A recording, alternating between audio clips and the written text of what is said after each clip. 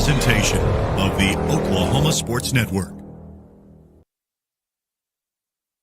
Any other use of this telecast or any pictures, descriptions, or accounts of the game without the Oklahoma Sports Network's consent is prohibited. It may not be reproduced or retransmitted in any form, and the accounts and descriptions of this game may not be used without express written consent.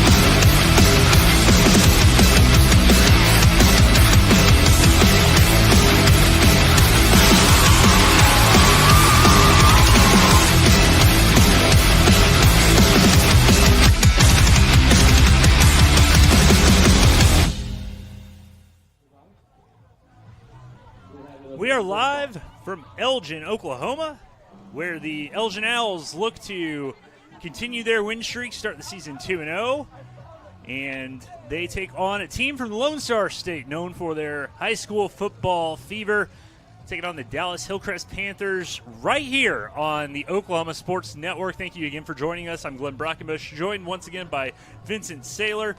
And Vincent, we'll talk more about it during our Hillary countdown to kickoff when we come back, but just kind of a brief reset for folks after week 0 rather for the Elgin Owls. Yeah, just a quick, great victory there against the big MacArthur rival there, 3 in a row against those guys. And like I said, this week got a big one against Texas crazed school down there, Dallas Hillcrest. So looking to go 2-0 on the season. Beautiful night out here, kind of starting to get a little fall-like out here. Not a little bit windy, but shouldn't affect too much of the game. And like I said, not quite as hot as it was last week. Had some cramping and some things like that. So looking forward to a big one tonight, home opener. So everybody's always excited about those. So just looking for a big game tonight. The home opener for the Elgin Owls will kick off at 7 p.m. tonight. And when we come back, we are going to talk a little bit keys to the game and more on the OSN, on the Hillary Communications Countdown to Kickoff. You're watching Elgin Owl Football on the Oklahoma Sports Network.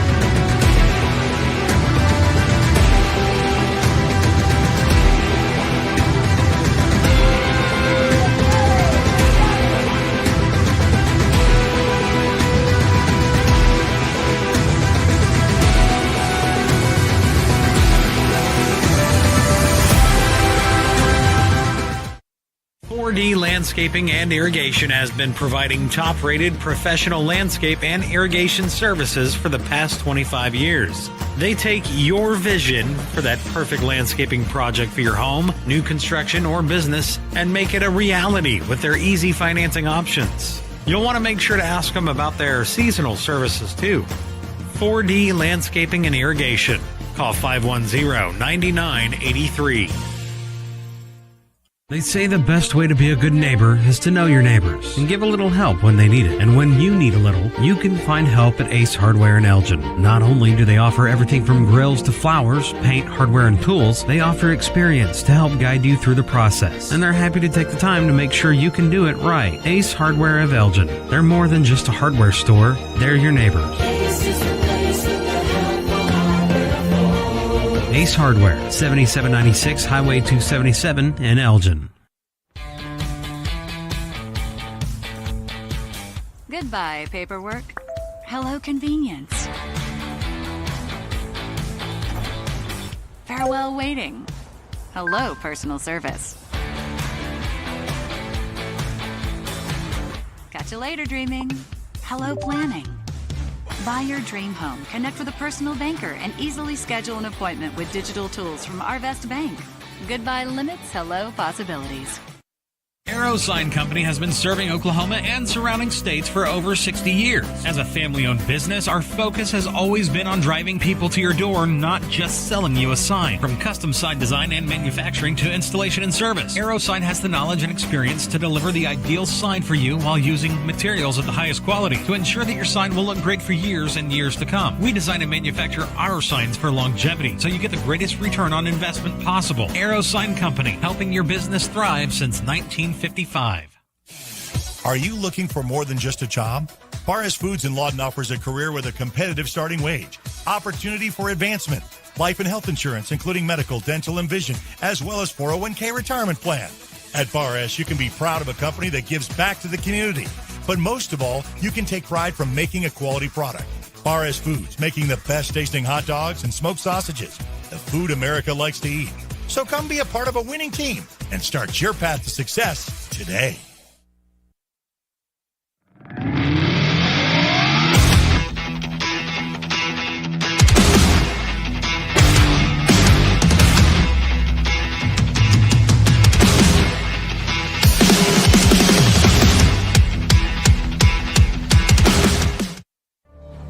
Bank First is uniquely Oklahoman, deeply rooted in over 50 communities statewide.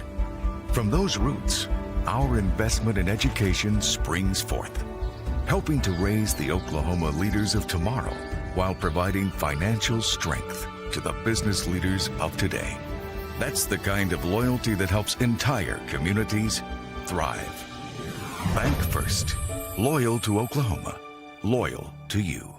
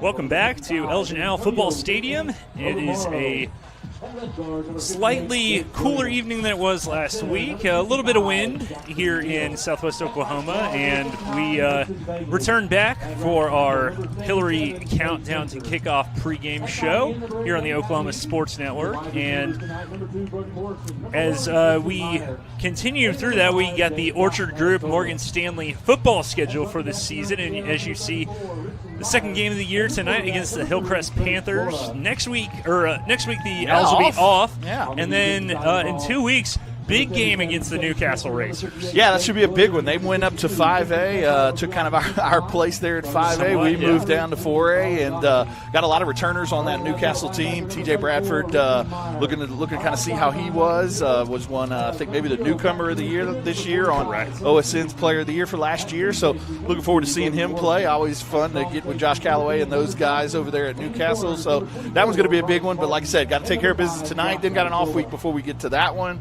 Then we roll into district play. I mean, you got Woodward, Elk City, Bridge Creek, Weatherford, Douglas, Clinton, and Cache. I mean, it's going to be a tough district. Like I said, a little bit different than the district from last year. This is more of a ground and pound, physical district than what we were used to last year.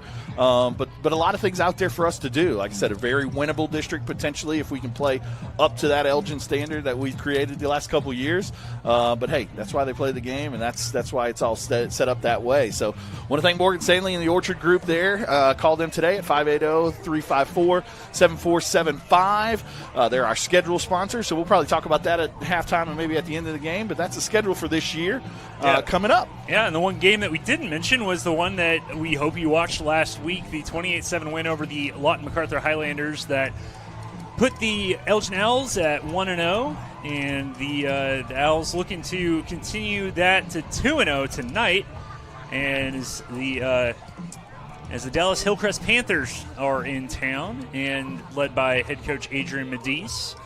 And so we will talk more. We'll talk keys to the game. We'll talk keys to the game. We'll get your starting lineups here in a little bit. But we'll take it to a commercial break right now. You're watching Elgin Owl football on the Oklahoma Sports Network. The thing with car buying nowadays is just how many options there are when it comes to where to actually get a car. Dealerships, websites, auctions, private sellers, and so on. But knowing exactly where to get your car loan makes it all much less stressful. That's where Communication Federal can help. There's a reason we're known for auto loans around here. Lots of car options, lots of places to buy, but only one choice for an auto loan. Communication Federal Credit Union.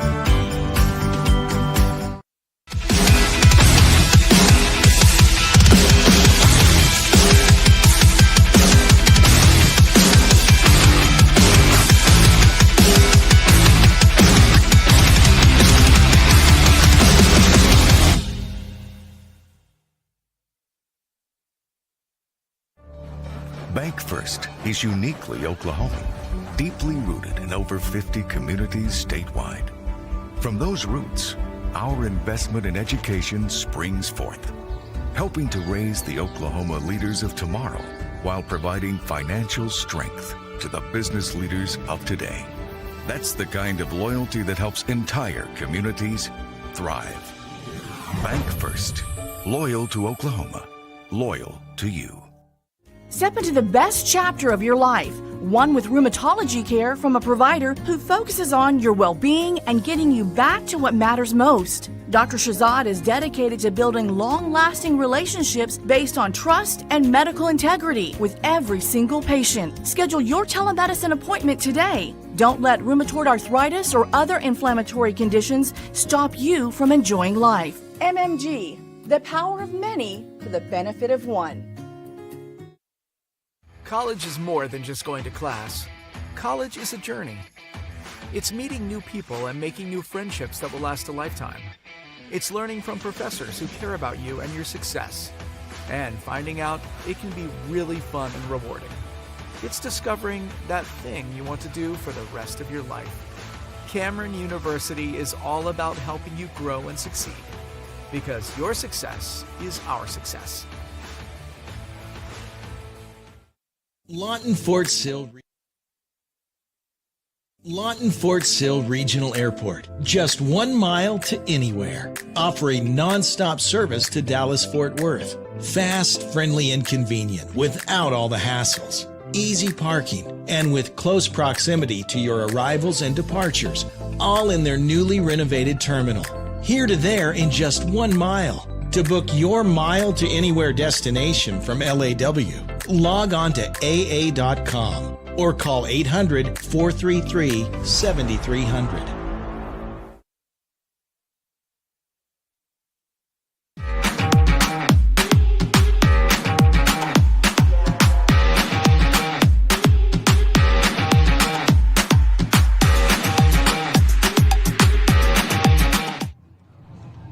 Back in Elgin, where the Owls are getting ready to take on the Hillcrest Panthers. We're almost 15 minutes away from the start of this one, and we're going to get into our keys to the game, brought to you by Coolco LLC. Stay comfortable year-round with their expert HVAC services, providing efficient heating and cooling solutions available for all of your comfort needs. Call them at 580-704-9838. You talked to Coach Wyatt earlier this week, Vincent, as you always do. What are some of the keys to the game this week? just got to play a little bit cleaner. Obviously, last week was that week 0 game, first game against a different opponent. So got to play a little bit cleaner and got to take a big step on execution. That's just kind of all around in all 3 phases of the game. But then on defense, look, they've got a pretty good little running back, so we got to bottle him up. He's fast, he's shifty, so we got to do a good job of bottling him up, gang tackle, and really rally to the football. We did a great job of that last week, but we got to continue that and move forward there. Then on the offensive side of the ball, we got to play cleaner. We had too many personal fouls. We had too many pre-snap penalties, so we got to play a little cleaner there, execute, limit the penalties, and then as always on the offensive side of the ball, on the offensive side of the ball, we got to really take care of the ball. Limit those turnovers. Last week you did a pretty good job of that, so keep limiting those turnovers. Trace do a good job of getting us in and out of some of those bad plays, and then, like I said, we can really execute and come away hopefully with a big victory, getting out there 2-0, leading into the bye week and leading into that big one 2 weeks from now against Newcastle right back here at the Nest. Yeah, you talk a little bit about kind of those being cleaner in terms of the penalties.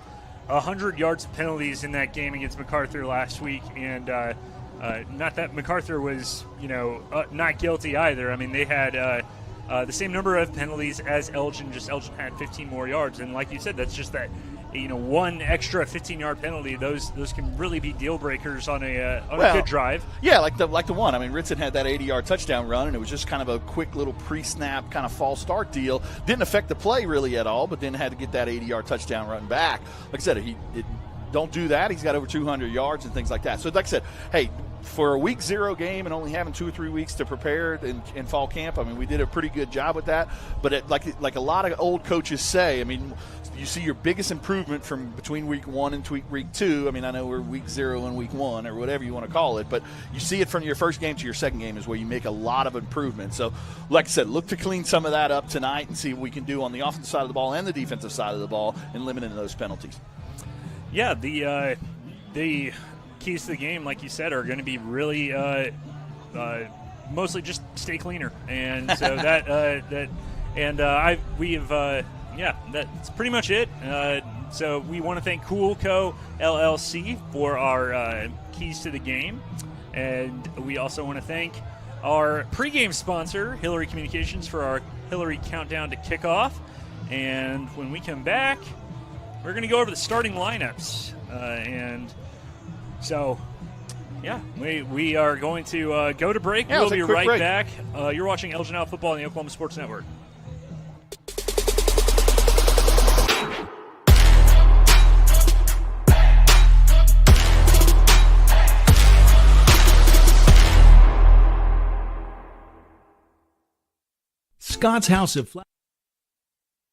Scott's House of Flowers in Elgin has been proud to serve Elgin and the surrounding area with a wide variety of flowers and gifts for all occasions. Come see them for great gift ideas, including the exclusive Tyler candles. And who couldn't resist Sweet Shop USA, featuring handmade grand truffles. Scott's House of Flowers, just off Highway 277 in Elgin. Delivery available, or stop by for easy pickup. Phone 492-4880. Scott's House of Flowers. Landmarks. They stand as symbols, reminding us of history and moments that shape our lives. We create our own landmarks. At Becker Raybon Funeral Home, we understand the importance of honoring these moments. Let our compassionate team help you celebrate the life and legacy of your loved one. Offering a range of services to honor the stories that matter most, we believe that every life leaves a mark that deserves to be cherished and remembered. Becker Raybon Funeral Home, honoring the landmarks of your life. At Firehouse Subs, a portion of every purchase helps provide life-saving equipment to first responders across the country. So at Firehouse Subs, we don't just make subs, we make subs that are big, bold, and craveable. We make our subs differently because our subs make a difference. Whether you order online or on our app, Firehouse Subs Rapid Rescue to Go will have your subs boxed, bagged, and ready for pickup. Firehouse Subs. Enjoy more subs. Save more lives. When it comes to your health, you want and deserve the best. You want a hospital with the highest quality scores in the region and one that provides safe, excellent care. Southwestern Medical Center has been a part of this community for 115 years and has a history of delivering compassionate, skilled healthcare to Lawton and Fort Sill. Choose the hospital that has always put the health of this community first. Southwestern Medical Center. Be well. Live well. That's why we're here. Pizza Hut, you owe Chicago an apology. Tavern style pizza is our thing. Why couldn't you be happy with deep dish like all the tourists? It's good. And you just had to make it so crispy and delicious. It's perfection. They put the toppings all the way to the edge. It's cut in the shareable squares. That's delicious. What's your deal, Pizza Hut? Your secret's out, Chicago. Try any of our large Chicago tavern-style recipes for just $12 each. Hey, Pizza Hut, you owe Chicago an apology. Sorry, Chicago. No one out pizza's the Hut. Apology accepted. Are you prepared for summer? We are. Keep your air conditioner ready with a Miller Noble Heating and Air Maintenance Plan. We service all makes and models from Bryant, Carrier, and Lennox. Just need a repair? We can do that. Can't pay for it all at once? We offer financing plans too. Is it time to replace your old system? We offer free estimates on new systems. Click or call today and stay comfortable with Miller Noble Heating and Air.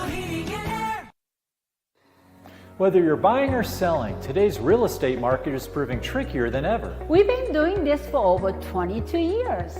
So if a problem does arise, you can trust us to solve it. Let us use our years of experience to guide you to buy or sell your home. Trust the team that's gotten it done with over 12,000 deals done in the last 22 years. Always call our Payment Berries team. We're not bragging, we're just applying for a job. At Billingsley Ford, we pride ourselves on the integrity and transparency of our pricing. The price you see is the price you pay. As your hometown Ford dealer, that's the way it should be. I'm Grant Billingsley, and that's the Billingsley way. Bring home the win at Billingsley Hyundai with huge savings every day from our massive inventory of new and pre-owned cars, trucks, and SUVs. Come by today and see how we can help find a winning deal for you with America's best warranty. Now that's the Billingsley way.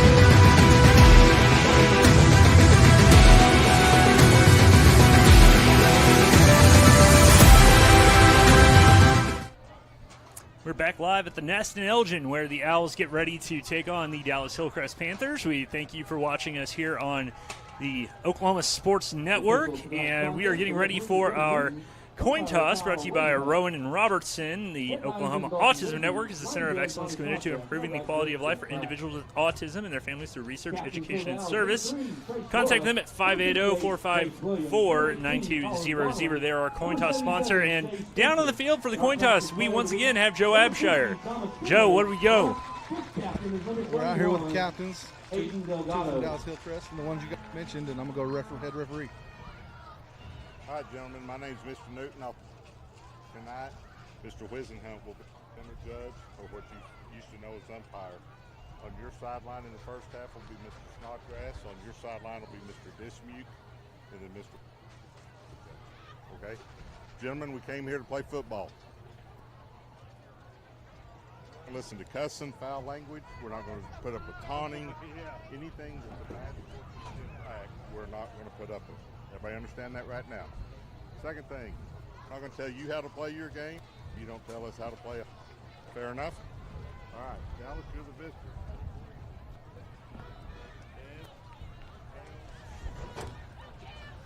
Got our four permanent captains out there: Trace, Laura, Jace, Colin, and Shay. Yeah, then our Elgin's won the toss. Elgin's going to win the They're toss take here. The football. And we're going to get the football. We've also got our 5th captain today. Thomas Finley. Thomas Finley's practice player of the week. And then our 5th captain, voted on by the coaches this week, is Adon Delgado. Yeah, did a good job last week stepping in and punting, and did some really good as well as kicking. Yeah, so he got that 5th captain this week, and like I said, Thomas Finley practice player of the week. So congratulations to him as well. Yeah. So offense is going to start with the ball. We got some things going on the offensive side of the ball. Going to maybe see if we can put the ball in the air a little as the Little League cheerleaders and fans rush onto the field to run to make the little tunnel there for the team.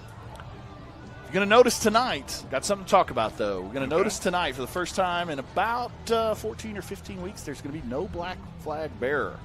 Talking to Coach Wyatt and talking to Coach Baker throughout the week, the defense just didn't practice up to the standard that they've set.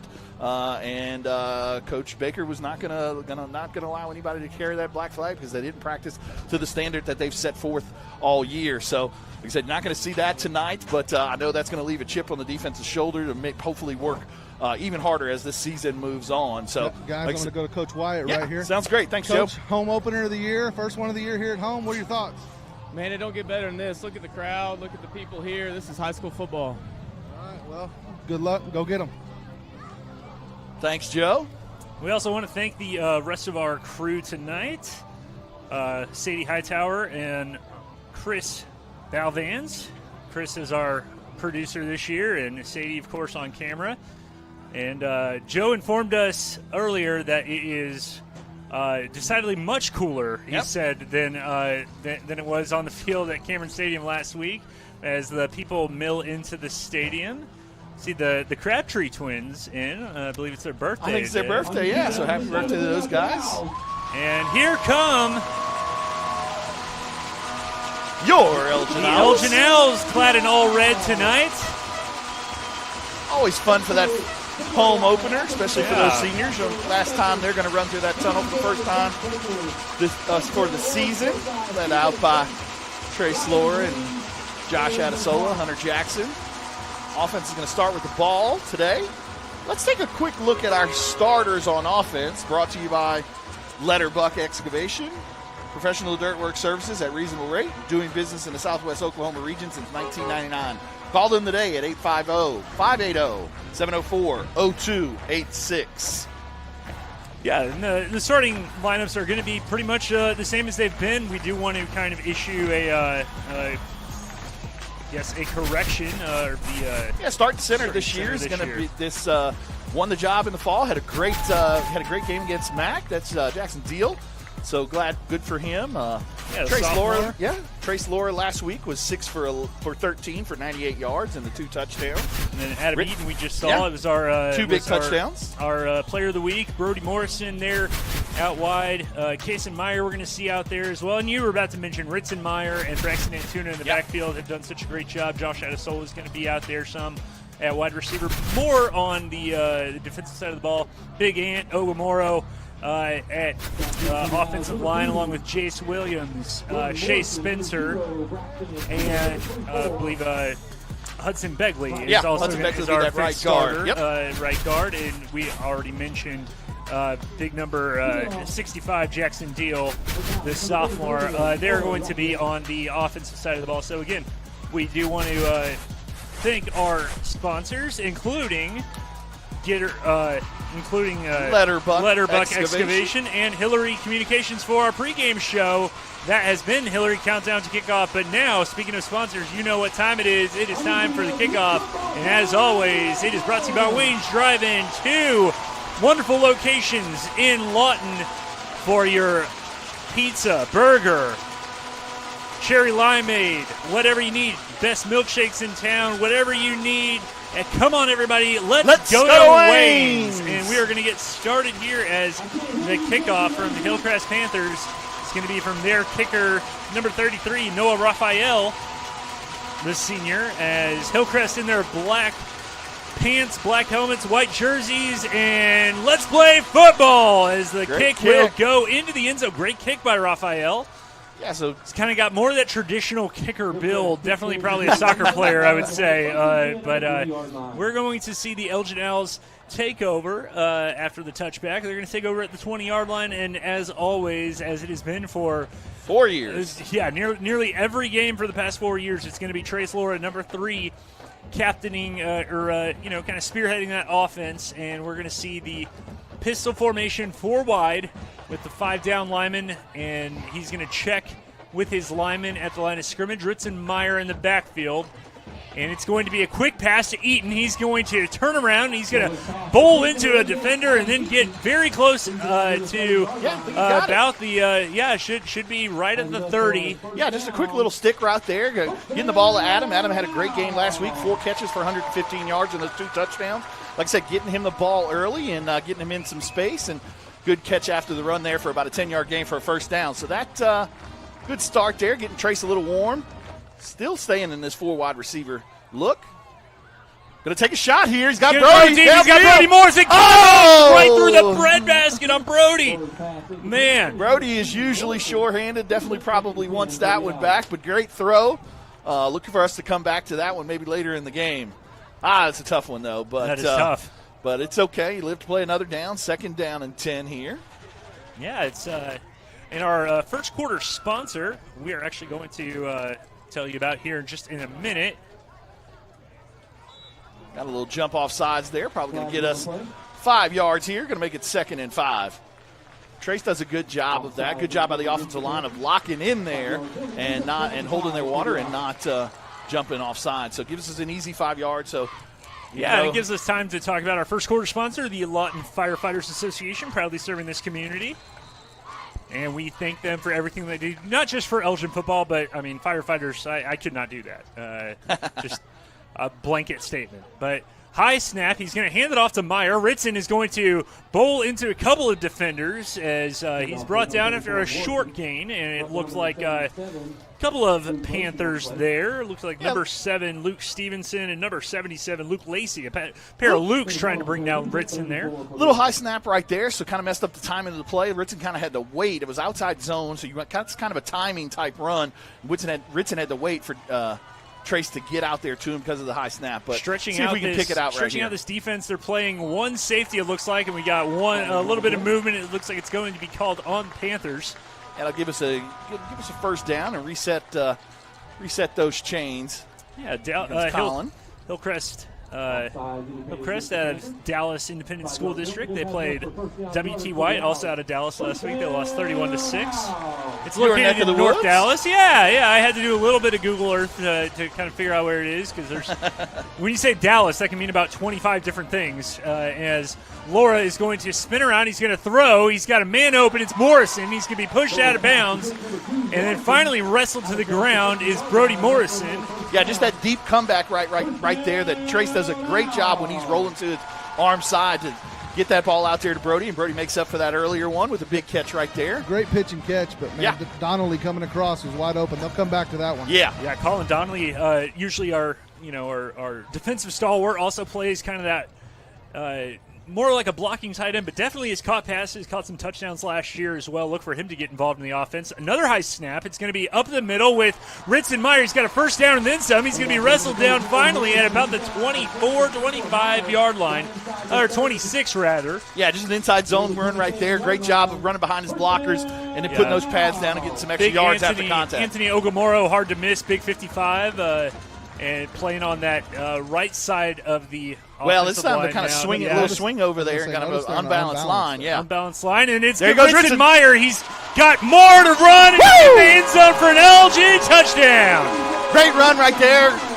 Great job, like I said, with a little bit unbalanced, move Ant to that side, so had an extra blocker on that side. Great job by the offensive line of creating a big hole, and then Ritson used his athletic ability to get all the way to the end zone for the big touchdown, 27-yard touchdown on the first drive of the game for your Elgin Owls.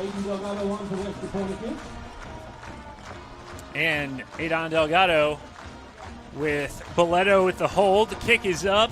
End over end kick is good. So with 10 minutes and 18 seconds left to go in this first quarter, your score, Elgin 7, Hillcrest 0. You're watching Owl Football on the Oklahoma Sports Network.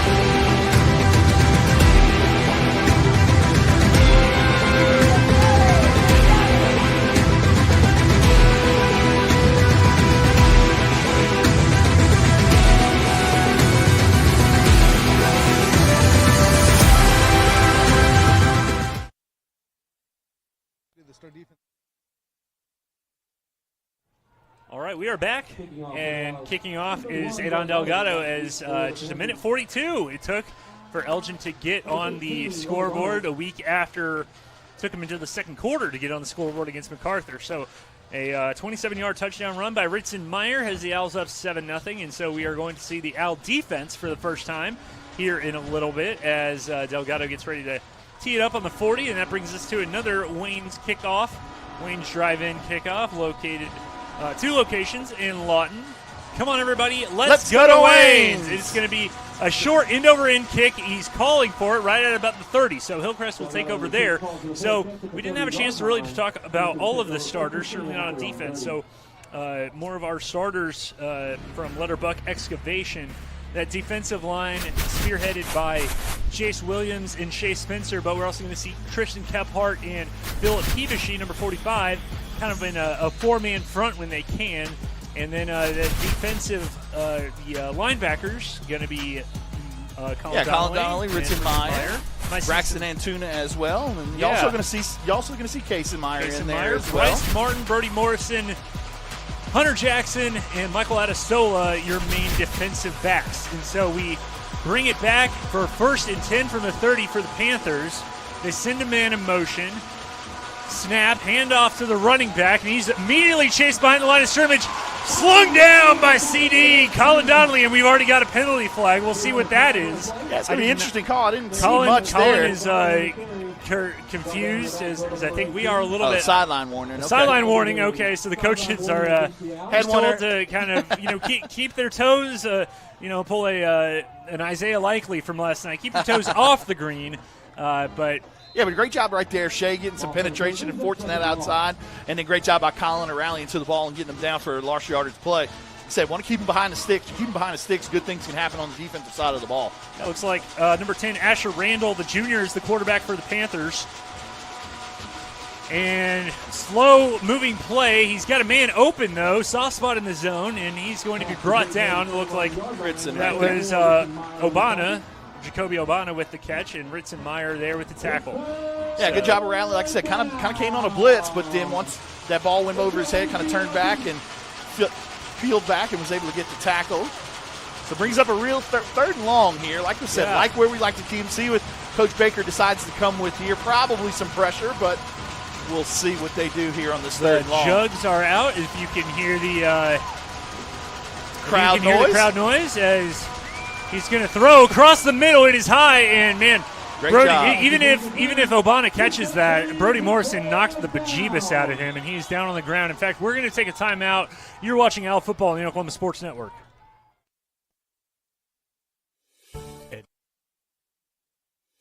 At Billingsley Ford, we pride ourselves on the integrity and transparency of our pricing. The price you see is the price you pay. As your hometown Ford dealer, that's the way it should be. I'm Grant Billingsley, and that's the Billingsley way. Bring home the win at Billingsley Hyundai with huge savings every day from our massive inventory of new and pre-owned cars, trucks, and SUVs. Come by today and see how we can help find a winning deal for you with America's best warranty. Now that's the Billingsley way.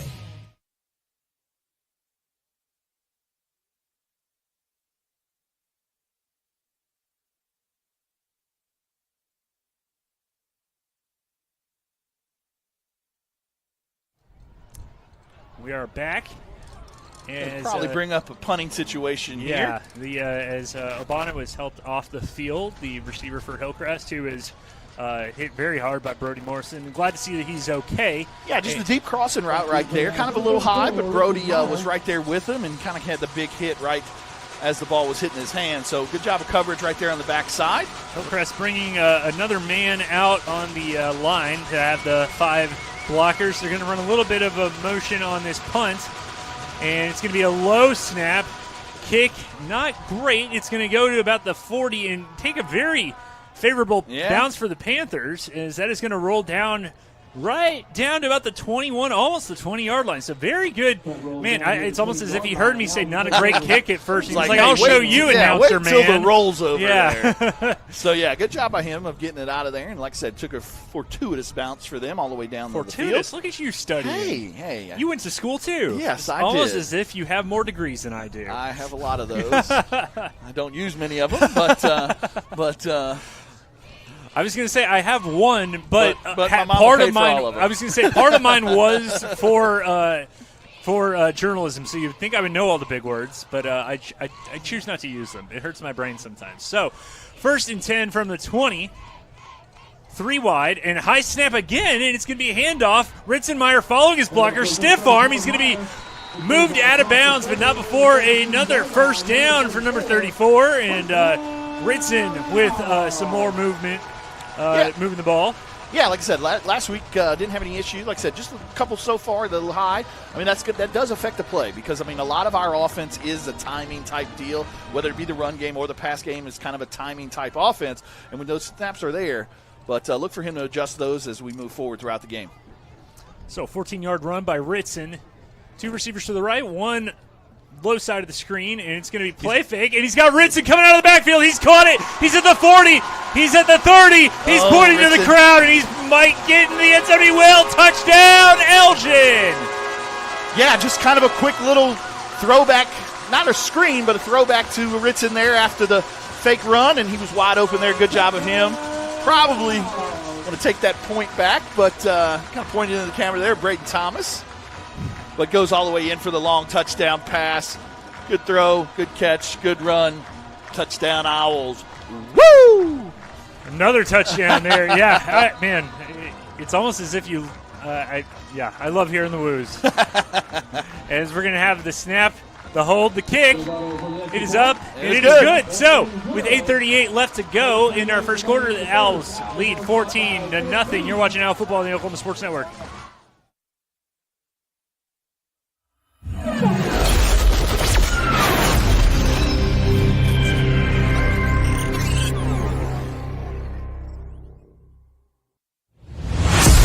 The heart of Oklahoma, where your home isn't just a place, it's your peace. At Century Roofing, we understand the importance of protecting your peace. We're experts in roofing technology, techniques, and customer service because we care about Oklahoma and we care about you. At Century Roofing, we combine quality craftsmanship and exceptional service because your home deserves the best. Century Roofing, staying on guard for Oklahoma.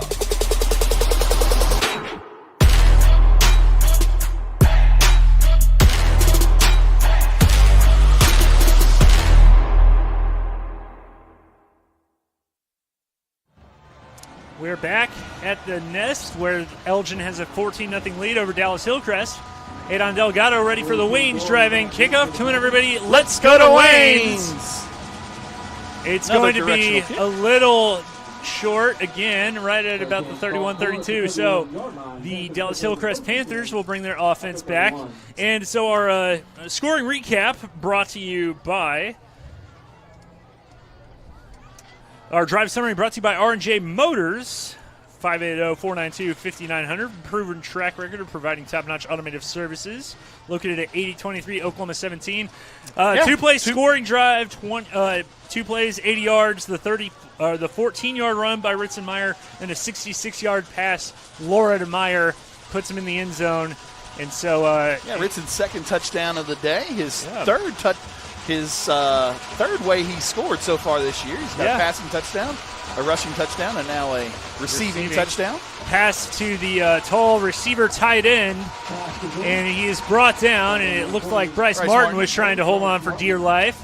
Good job by Bryce there staying home. Kind of a little rub route, bringing those receivers in on a quick little crossing route, kind of trying to trick the defense and sneak that tight end out, but Bryce did a good job of staying at home. Yeah, 6'3" Deshaun Williams up against 5'6" Bryce Martin.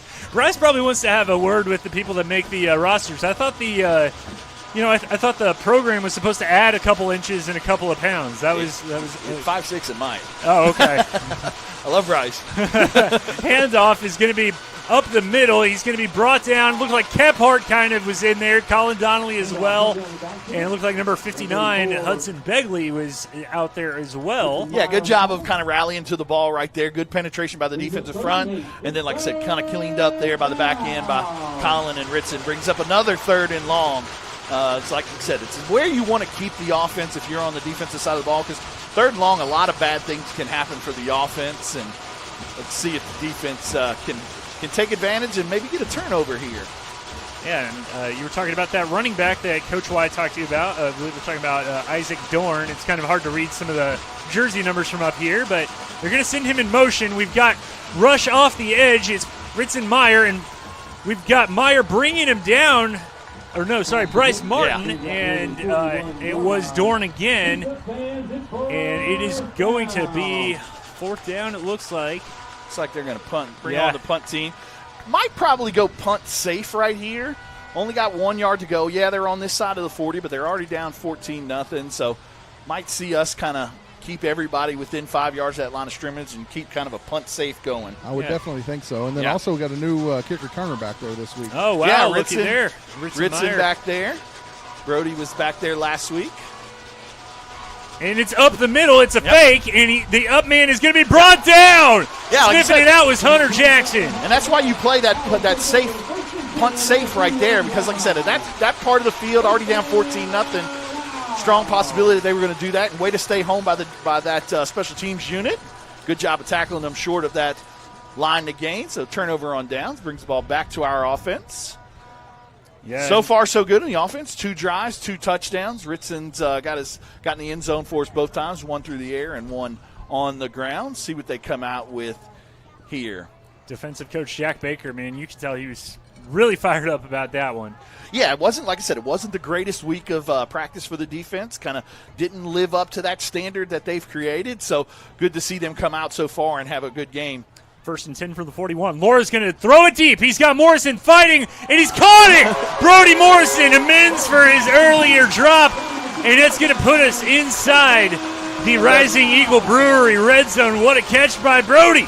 Yeah, like I said, right there, just great job of coming back to him. Like I said, had him wide open earlier in the game, so we knew we were going to come back to that, and great job by him right there of pitching and catching and getting a big yardage play on 1st down. Gets us inside of that red zone. That red zone brought to you by Rising Eagle. I actually ate there before the game tonight. Pretty good brick oven pizza. Pretty cool place. I need to head out there more often. Colin late to the party, Colin but Donnelly, he's coming. Wait for me, guys.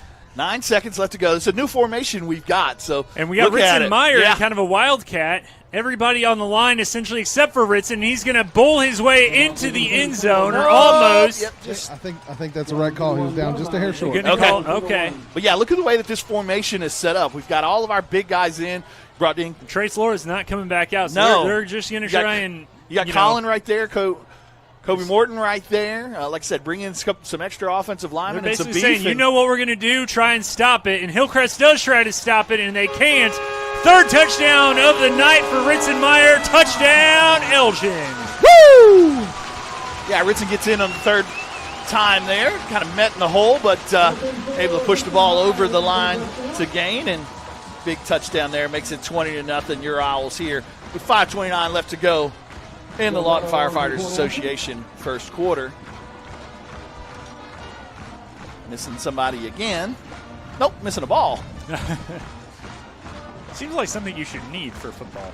Yeah, we got those kicker balls sometimes, that's right, so a little bit different, but gets it out there. I can assure you that's not the kicker ball. Oh, okay. Never mind then. Well, let's hope he makes it then. That's why we paid Joe the big bucks. As Delgado drills it again. So with 5:29 left in our 1st quarter, you're watching Elgin Owl Football. Elgin 7, Hillcrest nothing. You're watching Owl Football on the Oklahoma Sports Network.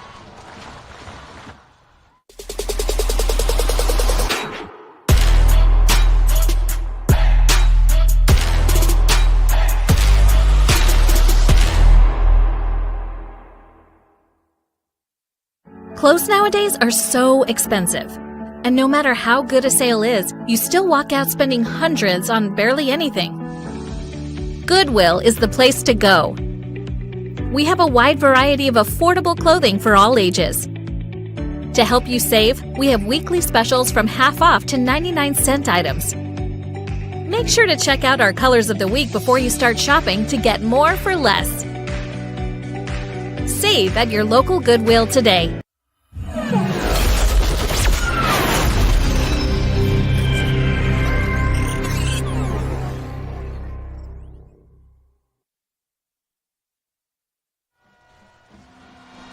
.5:29 left in this 1st quarter, and Elgin's already up 21-0 on Dallas Hillcrest with another Wayne's drive-in kickoff from Edon Delgado. Come on, everybody, let's go to Waynes. Sorry, we kind of ran out of time there, but good job again by Edon there. That's a kind of setting that up. Like I said, kind of limiting. Like I said, they've got some pretty good athletes on the back end, so you're limiting the ability of those guys to get their hands on the ball. So good job of Edon of getting it where he's supposed to get it, and good job of them though. Also, like I said, of kind of doing those fair catches there. Yeah, an R&J Motors drive summary. It was 3 plays, 41 yards. The deep pass to Brody Morrison, and then 2 runs by Ritson Meyer put him in the end zone. First and 10 from the 35. Hillcrest going to hand off. No, it's going to be a fake. It's going to be a pass, and it's out of the hands, in and out of the hands of Obana. If that receiver doesn't get a hand on it, Bryce Martin might have an interception. Yeah, Bryce to him right there. Bryce was shadowing him on the other side as Bryce was on the outside covering their other receiver out there, number 1, Carson Corby. I want to give a quick little shout out, and for everybody watching out there, watch on the go with your phone apps, or at home by downloading us off Roku, Amazon, Fire TV, Apple TV, and just search for the Oklahoma Sports Network. You can pretty much find us on all your platforms. Yeah, we're on YouTube. Also, our here. app, as he's got Corby. Corby breaks the tackle from Ritson Meyer, and he's finally brought down. And it looked like Jackson and Adesola were there. Hunter having had a big game last week. Yeah, Ritson kind of went for the kill shot there rather than to wrap it up, and good job of him kind of making a good job out of the receiver, making Ritson miss, and got some positive yards. So 3rd and medium here. Yeah, that opens up the playbook a little bit for that offense rather than those super long 3rd downs. So. And Meyer Ritson is out of the game. Replaced by the other Meyer. Kaysen, number 1 out there at linebacker, in there with Colin Donnelly. And then kind of the wide backers, they're going to be bringing Bryce Martin creeping up, Philip Peebushy creeping up. Pass is going to be incomplete, and looked like it was Kaysen kind of on the rush right there. Did a good job of getting in the way of the quarterback and wasn't able to get it out there to that little screen play. I was going to say, I think you run into the running back as well. Yeah, kind of messed up the timing of it and was able to get between that receiver and quarterback. And Coach Medias is finally bringing his offense off the field. I think their quarterback Randall was hoping for I don't know, he was still kind of looking toward the sideline, but they are going to punt. And they're another actually returner back there this time. Another return, a different returner back there. That might be Corday. Yeah, it is going to be Corday Ritchie, number 17, the sophomore.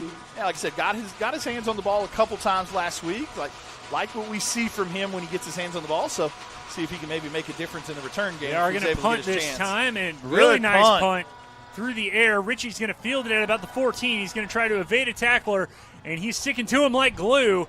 And he is going to finally brought down Lincoln Hunter, number 2 for the Panthers, brought him down, and so the Owls will come back out, and we've already seen. Now we're trying to see who all. Looks like we're bringing the starters back out. I haven't seen Tiny yet, but have seen Caden Belletta warming up on the sidelines here and there. We expect maybe later tonight. Joe, did you have something to add? Yeah, well, I was just going to say, just referring to the Hillcrest crowd, they kind of filled in kind of nice once the game started, being 3 hours away. Yeah. Dallas said, it's easy enough once you get on like a 35 or 277, I suppose. But just so y'all know, next year we'll make the trip down to Dallas and play Hillcrest as well. So a little road trip next year. There you go. Underneath end around to Kaysen. And Kaysen's going to try and stiff arm a defender without getting a face mask and without getting any sort of trash talking penalties. And it looks like he did both those things. And good job right there. Kaysen kind of using his speed and athleticism to get to the outside. Looked like he might have got caught behind the line of scrimmage, but did a great job there as well. Chris is working on getting some replays for you as the night goes on. Southwest Bedliner replays. Yeah, Chris, got that up and running for us this year. Yeah, it's up and running this week. Really, last week we weren't able to get it in there. Really proud of the job that Chris has been doing. And a little pop pass to Brody. Brody's got some blocking from Antuna, and he's got more blocking, and he's going downfield past midfield. Looks like Adesola maybe learned a little bit of some blocking from his brother. Yeah.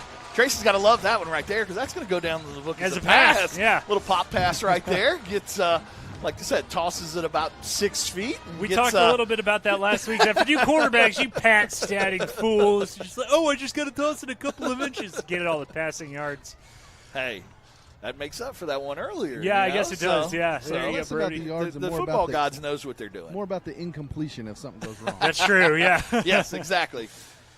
That's how you end up with all these high percentage rates. And it's going to be a little screen pass to Brody. He's going to evade a defender. There you go. Break out of 2 more. He's down the field. He's got blocked from Shea Spencer. Shea Charles is going to block him, and he's got Brody go to the end zone. Oh, down to the 2.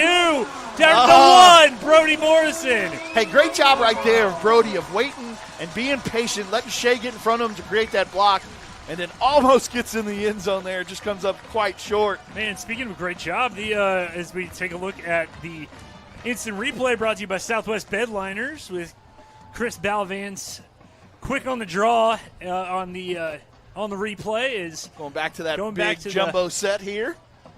The Ritson Meyer show could continue. Ritson going to follow his blockers into the end zone. That is an Elgin Owl touchdown. Woo! Ritson's 4th on the night, 3rd on the ground, 1 through the air so far. That formation, not only is it a jumbo, but they have some pretty wide splits as well. Yeah, so you got a wide split there. You don't really know what's going on. Yeah, you got a wide split between, I think it's the center and the guard. Yeah, center and then and the you've guard. got the 2 middle linebackers there, Kobe Morton and Colin Donnelly to lead the way. And, going to have a penalty on this one. Offsides on the defense, so going to maybe push it a little bit forward. But sometimes you keep the ball right on this. Sometimes you decline it because if you push it forward, it kind of makes that angle a little weird. So probably decline this one and see. I think the only reason you'd accept it if you were going to go for 2. Maybe go we're for not 2. Gonna do that here. Right. Like some people are like, what do you mean by that? But I mean, like I said, it kind of messes up that angle, gets you a little bit closer. So kickers are a little bit different of birds, so they like routine. But no, we did take it, so we're going to push it a little bit forward. So everything I just said, completely ignore.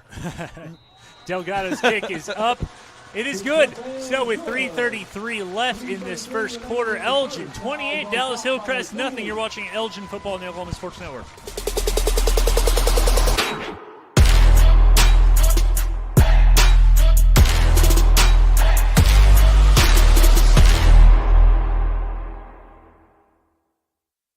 Clothes nowadays are so expensive. And no matter how good a sale is, you still walk out spending hundreds on barely anything. Goodwill is the place to go.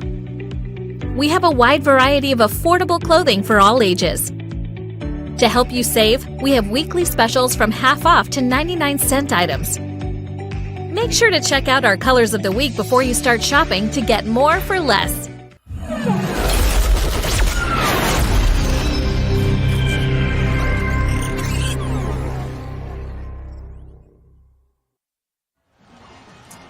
Still the first quarter here at the Nest in Elgin. Elgin leads Hillcrest 28-0. And Adon Delgado gets ready for another Wayne's drive-in kickoff. Come on, everybody. Let's go to Wayne's. And another directional kick, kind of toward the sideline, and it's going to be slid and caught. That kick's kind of gotten shorter. Yeah, every single time. It started at 30, it was 32, 35, now 37. Yeah, Carson Corby. I've been wondering if he's going to get there every time. So. I keep wondering if they're going to play the game of waiting for it to go out of bounds. But anyways, the Southwest Bedliner, the R&J Motors drive summary. That was a 84-yard drive after that really nice punt, and highlighted by Brody Morrison with the really nice pass, catch, and run all the way down to the 1-yard line, which led to Ritson Meyer's 4th touchdown of the evening. So Hillcrest getting the ball now at the 37-yard line. Jumbo or bunch receivers, but they're sending a man in motion. They're going to look to him. It's going to be Obana. He's going to have it. And Colin Donnelly was on him like butter on rolls over at Texas Roadhouse. And he just brought him down really quickly. And so minimal gain there. Yeah, just a quick little screen route to the outside there. Jackson Sutherland had a little bit of pressure on the quarterback, but Shea had some from the other side as well. Got good Sutherland job in the game wearing the number 7. Yeah, they've really liked what he's done all fall camp.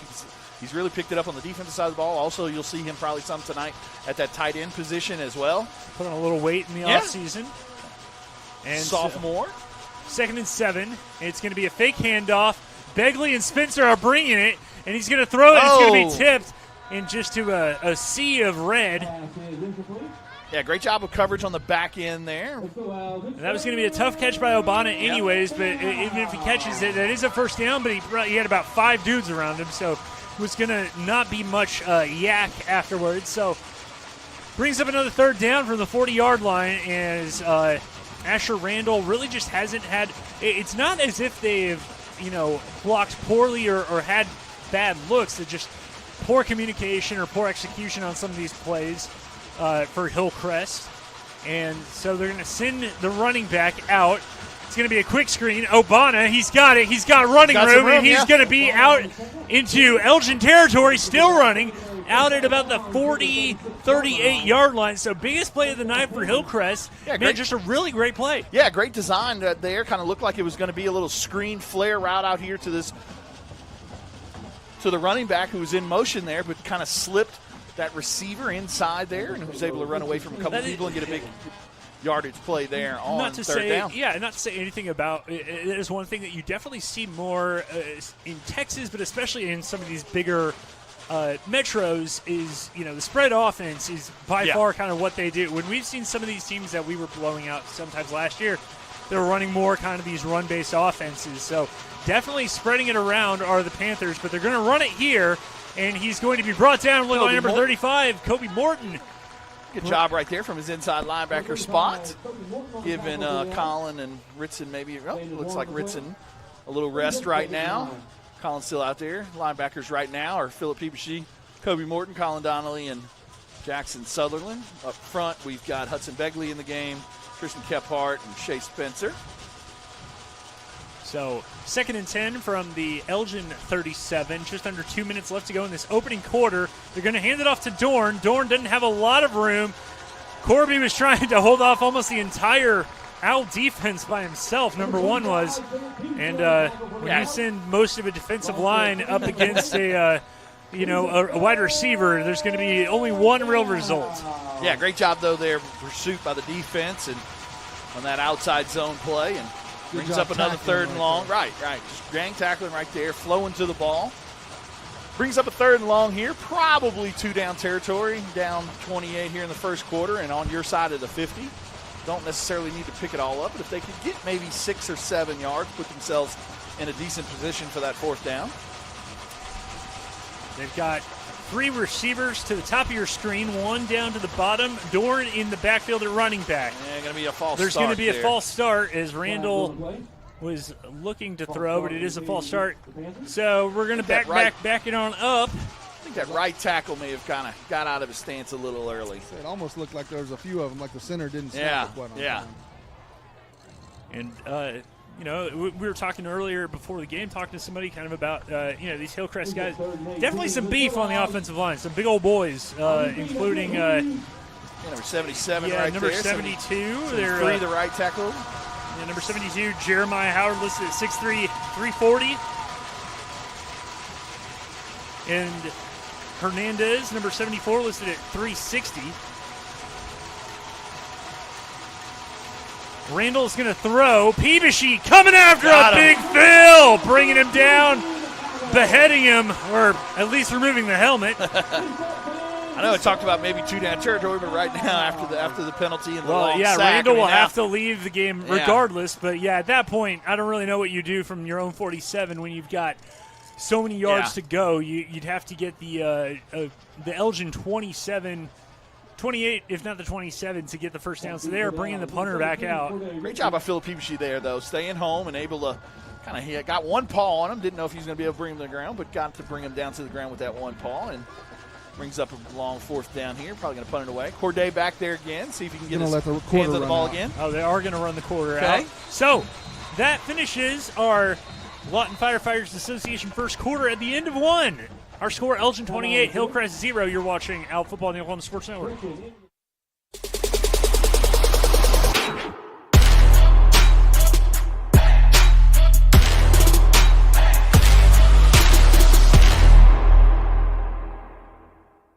Sidelined by surgery, illness, injury? Valor Physical Therapy can help.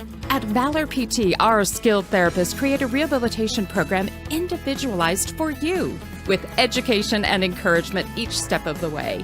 Whether it's sports or the activities of life, let Valor get you back in the game. Start now at 405-265-6449. No referral needed. Mention Oklahoma Sports Network and get a free t-shirt at your first appointment.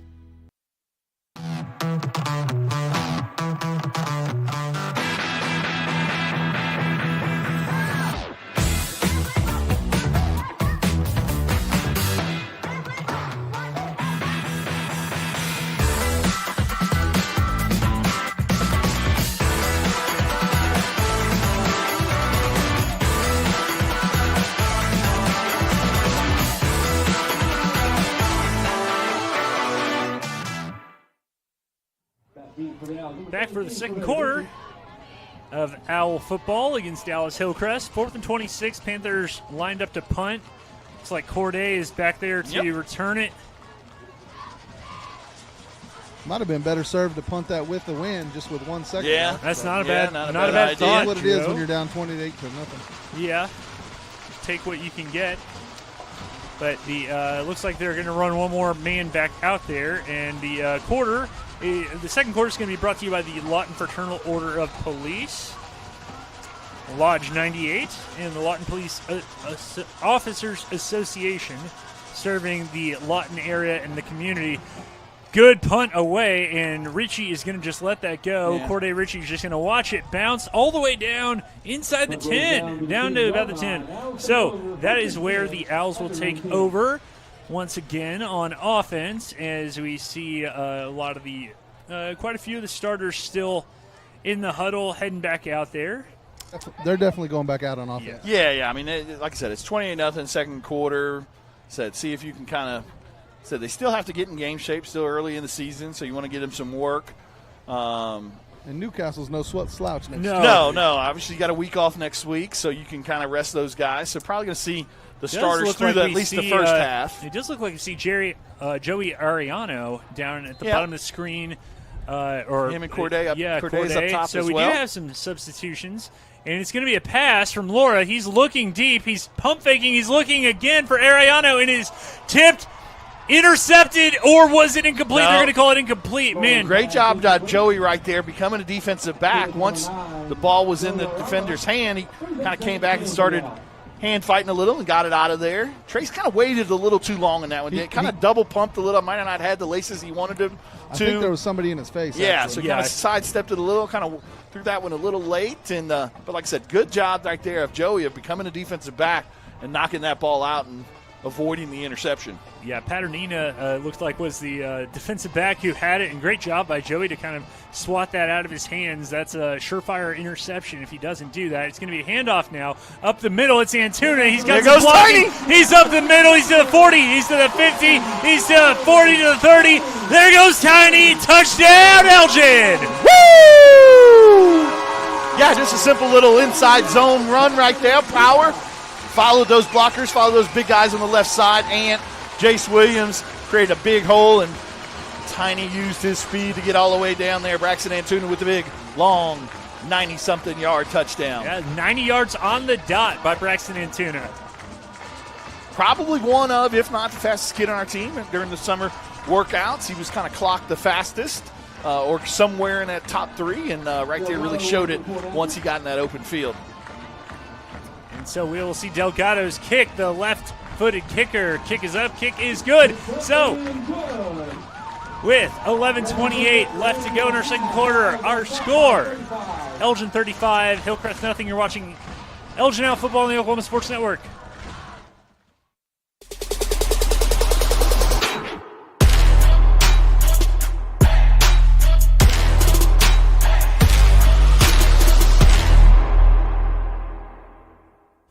Lawton Community Health Center's high-quality health care is convenient to wherever you are in the region. We're here for you, whether it's our main clinic on Southwest Lee Boulevard or any of our other locations in Lawton. LCHC has additional clinics in Marlow, Comanche, Cache, Medicine Park, Apache, Elgin, and Burns Flat, with more on the way. Enjoy peace of mind knowing quality care from experienced providers is always available. LCHC, your hometown healthcare.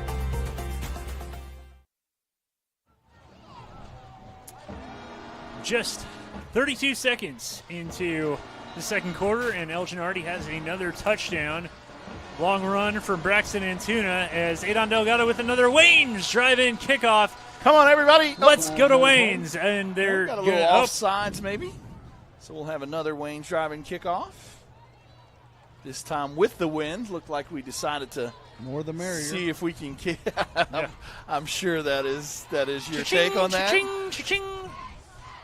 For all those that don't know, Joe's Wayne's. Joe is Wayne's. Yes, that is good. You went from fortuitous to Joe Wayne's.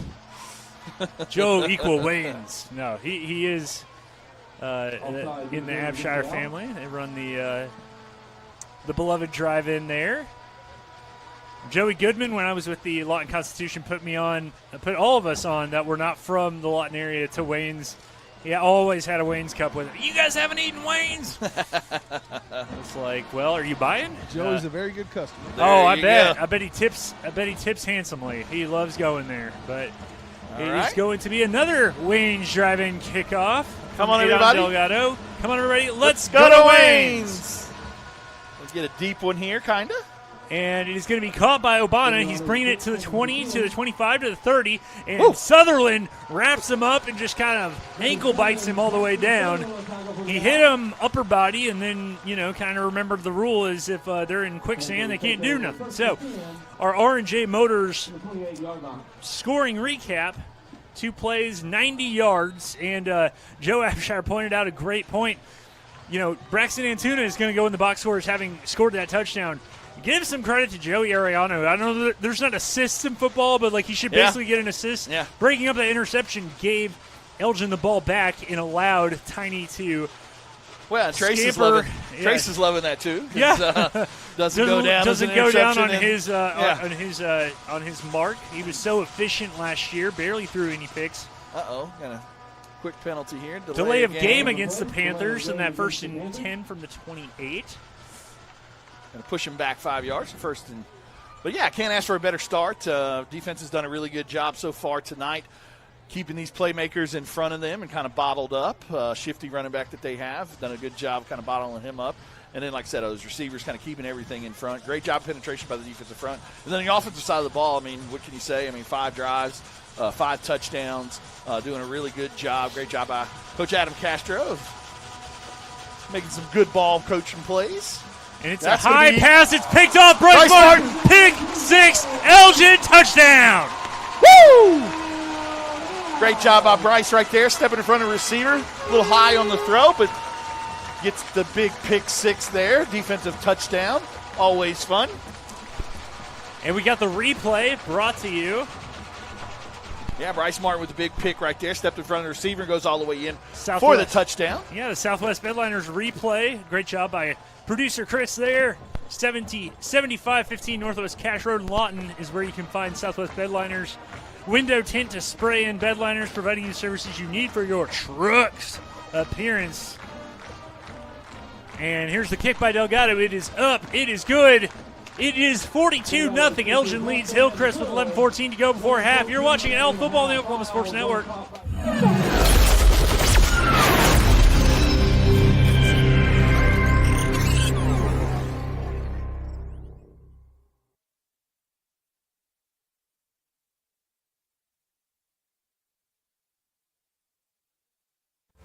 Lawton Community Health Center's high-quality health care is convenient to wherever you are in the region. We're here for you, whether it's our main clinic on Southwest Lee Boulevard or any of our other locations in Lawton. LCHC has additional clinics in Marlow, Comanche, Cache, Medicine Park, Apache, Elgin, and Burns Flat, with more on the way. Enjoy peace of mind knowing quality care from experienced providers is always available. LCHC, your hometown healthcare.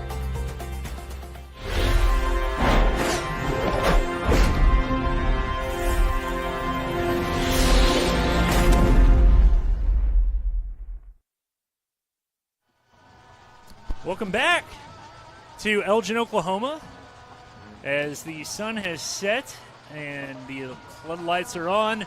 Our score, 42-0. Elgin leads the Hillcrest Panthers from Dallas. And looks like there might have been like an illegal substitution or not. Dwight has talking to Chalmer there, trying to figure out what's going on. Yeah, they kind of had, as we were lined up for the extra point, kind of had a guy run off at the very end there. So they didn't throw a flag. So I don't know we just declined it and took the point. Yeah. Yeah, so I don't know if they had 12 on the field and that, or if that was the 11th guy running off. I don't know what the deal was. But, yeah, he kind of took off right at the snap and headed towards the sideline. So, but like I said, you can't ask for a better home opener. No, 42-0 so far here with 11:14 to go in the second quarter. A lot of football left to be played, but we will we'll keep you entertained up here as long as we can. Might, at this rate, might give some SEC predictions at some point. Well, I was just told I haven't I haven't been obviously we haven't been watching it, but forgot that NFL season started. Looks like they're going to take it on the kickoff here. We'll kick off on the 45. Yeah, I've already had one friend reach out to me and say, Glenn, I might move. I might switch over to y'all's game because the Eagles-Packers game is like unwatchable television right now. And I was like, well, you're free to watch. Down in Brazil. Know that our game is already 42-0, but yes, it is down in Brazil. Down in Brazil, little Sao Paulo. Yeah.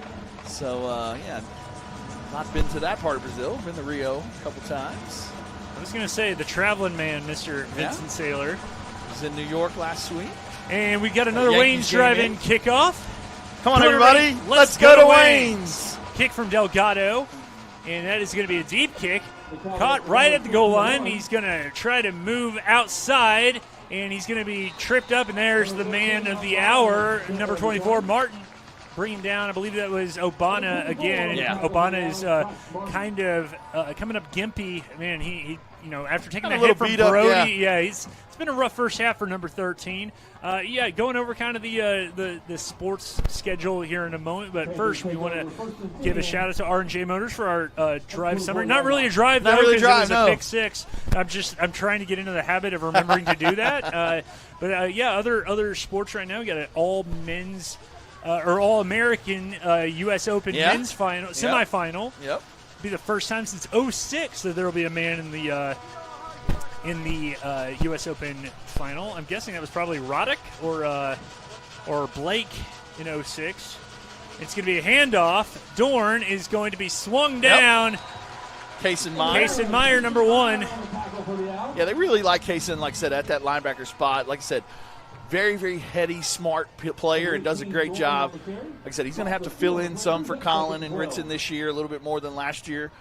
Ritson, like I said, having kind of that bell cow carrier this year. So you're going to see a lot from him on the defense side of the ball. Also very happy with the way Kobe Morton plays in there as well. So got 4 very, very good inside linebackers to kind of cover those 2 spots. 2nd and 12 from the 22. Here comes Jackson. Randall is going to try to evade pressure, and he's going to be met and brought down. Jackson Sutherland says, "Nice to meet you. My name is Jackson. Sit down."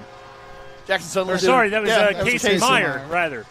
Jackson did a good job of getting in there and kind of forcing him up in the pocket, and Kaysen rallied there to the ball and got the sack.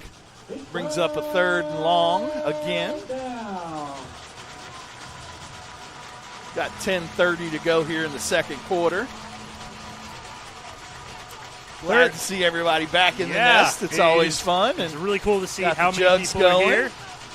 Randall going to throw, and he's going to be swallowed up. A sack. I think that's it's like number 85, Tucker New Henson, the sophomore. Tucker came over from Cash this year. Moved into the district, and sophomore, like what they see from him, has a little bit of that. Nobody, I don't think, ever is going to replace Jack Ansley, but has a little bit of that kind of build, and he's kind of wiry. 6'3", 174.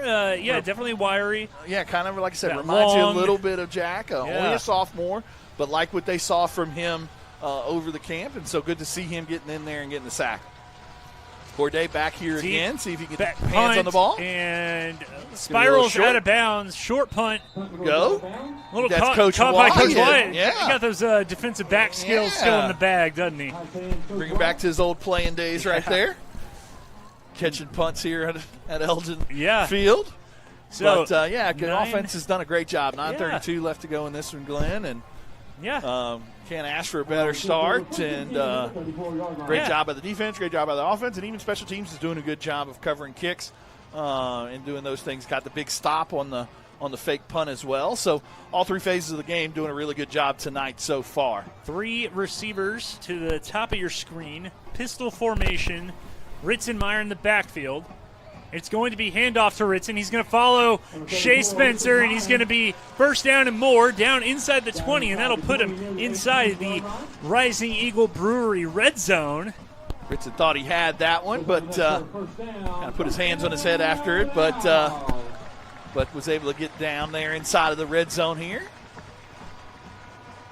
Producer Chris brings a lot of energy, a lot of levity. With all due respect to our producer Clay from last year, he was a little more reserved. But we like to have a good time up here. 1st and 10 from the 18 inside that red zone. It's going to be Josh Adesola. He's going to stumble and he brings himself down, or the turf monster got him right around the 8. He was ready to get in the end zone. Well, he kind of bobbled the ball at first as well, so kind of just not great situation there from the get-go. But Josh, good to see him on offense this year as well. Yep. Played so well. That was his first catch of the year. Yeah, first catch of the year, and we're trying to see what all the offense kind of has planned. And so now 2nd and 1 from the 9. Laura's going to drop back and pass. It's in the end zone. It is caught. Cason Meyer, touchdown, Elgin. That's the 5th Meyer touchdown of the night. Woo! There it is. Great catch, though, right there by Cason. Good throw. Great job by Trace of buying some time. Probably thought he was going to go to that swing route out there to Tiny, and then went to his second receiver in Adam and still wasn't open, so he came all the way back across field into his 3rd target there. Cason Meyer for the big touchdown, as you can see right there. R&J Motors replay. Kick is up. Kick is good from Delgado. 49-0. Our score with 8:32 left to go in the first half. You're watching Elgin Out Football on the Oklahoma Sports Network.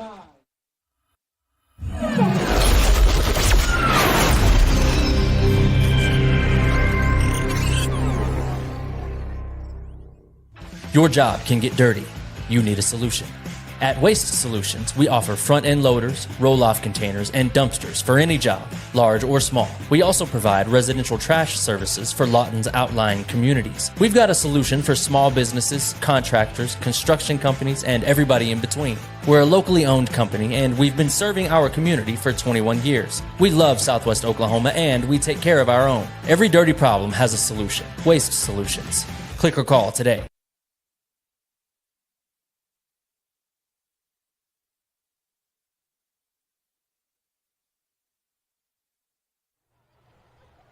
So 49-0 our score as Elgin leads Hillcrest, and getting ready for another Wayne's drive-in kickoff from Adon Delgado. And so, just been a well-oiled machine so far tonight as Delgado gets ready to kick off. And Wayne's drive-in kickoff. Come on, everybody, let's go to Wayne's. Putting his left boot into it. And another good kick. And right through the hands of Obana. It's going to roll to about the 4. He's going to boot it, and he's going to be brought down. They're going to say he's at the 1. Oh, man, they're going to give him the 1 for forward progress. Yeah. We'll talk about that quick little scoring recap. Yeah, R&J Motors drive summary started right out about just inside the 30 or so, right at about the 30. He had the pass and catch from Adesola, and then the touchdown pass to Cason Meyer. So pretty quick and easy. 5 touchdowns for the Meyer household so far today. Good to see Cason get one. Yeah. Had 1 or 2 last year, but glad to see him get one early this year. Getting in with the ones this year as well. Yep.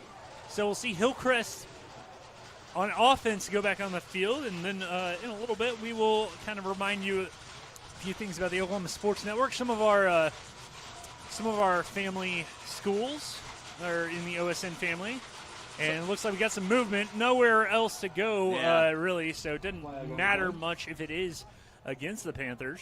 Yeah, a couple schools playing this week that had week 0 off. I think Cash is having their Cash opener is actually this year. Beating Duncan 14-0 in the second quarter.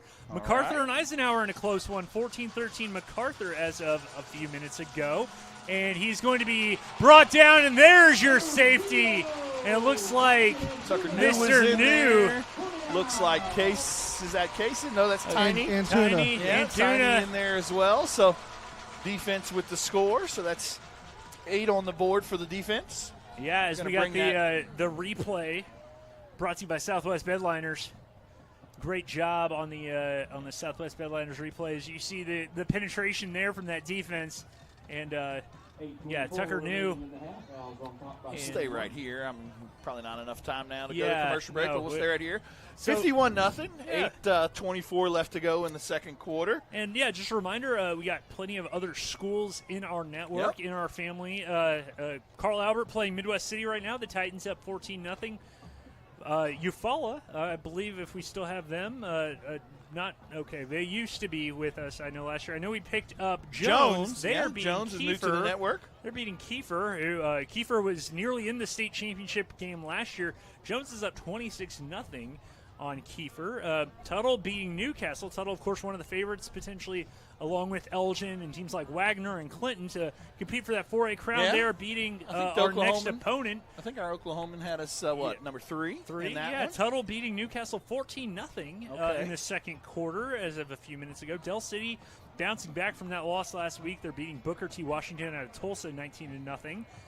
And then Altus beating Elk City in the first quarter as about 30 minutes ago. And then, of course, last night, if you watched on the OSN, Lawton lost to Enid 49-21. So a rough start for Coach Williams there at Lawton, although that was an exciting game last week against Eisenhower.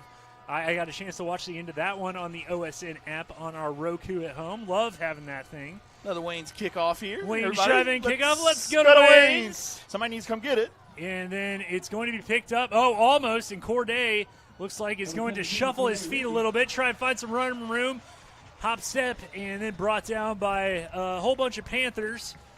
Yeah, a little bit different right there because they had to kick off from the 20 after the safety. And he said, got to remember that's a live ball. Got to come up and get that one. But good job of covering it up and get the offense back on the field. 8:14 here to go in the second quarter. Yeah, going to be interesting to see. They've kind of surprised us. Well, not so much that, but they've surprised us by throwing it some. Here you obviously don't want guys to lose that rhythm. As much as anyone, the passing game is all about rhythm, and you kind of want to. You like having those against live bullets. Well, and it's a non-district game, and you also kind of want to put a lot on tape for other teams to have to prepare for as well. So, like I said, got some screens, got some throws. Deep ball. He's got Richie. And right off the fingertips of Corday Richie.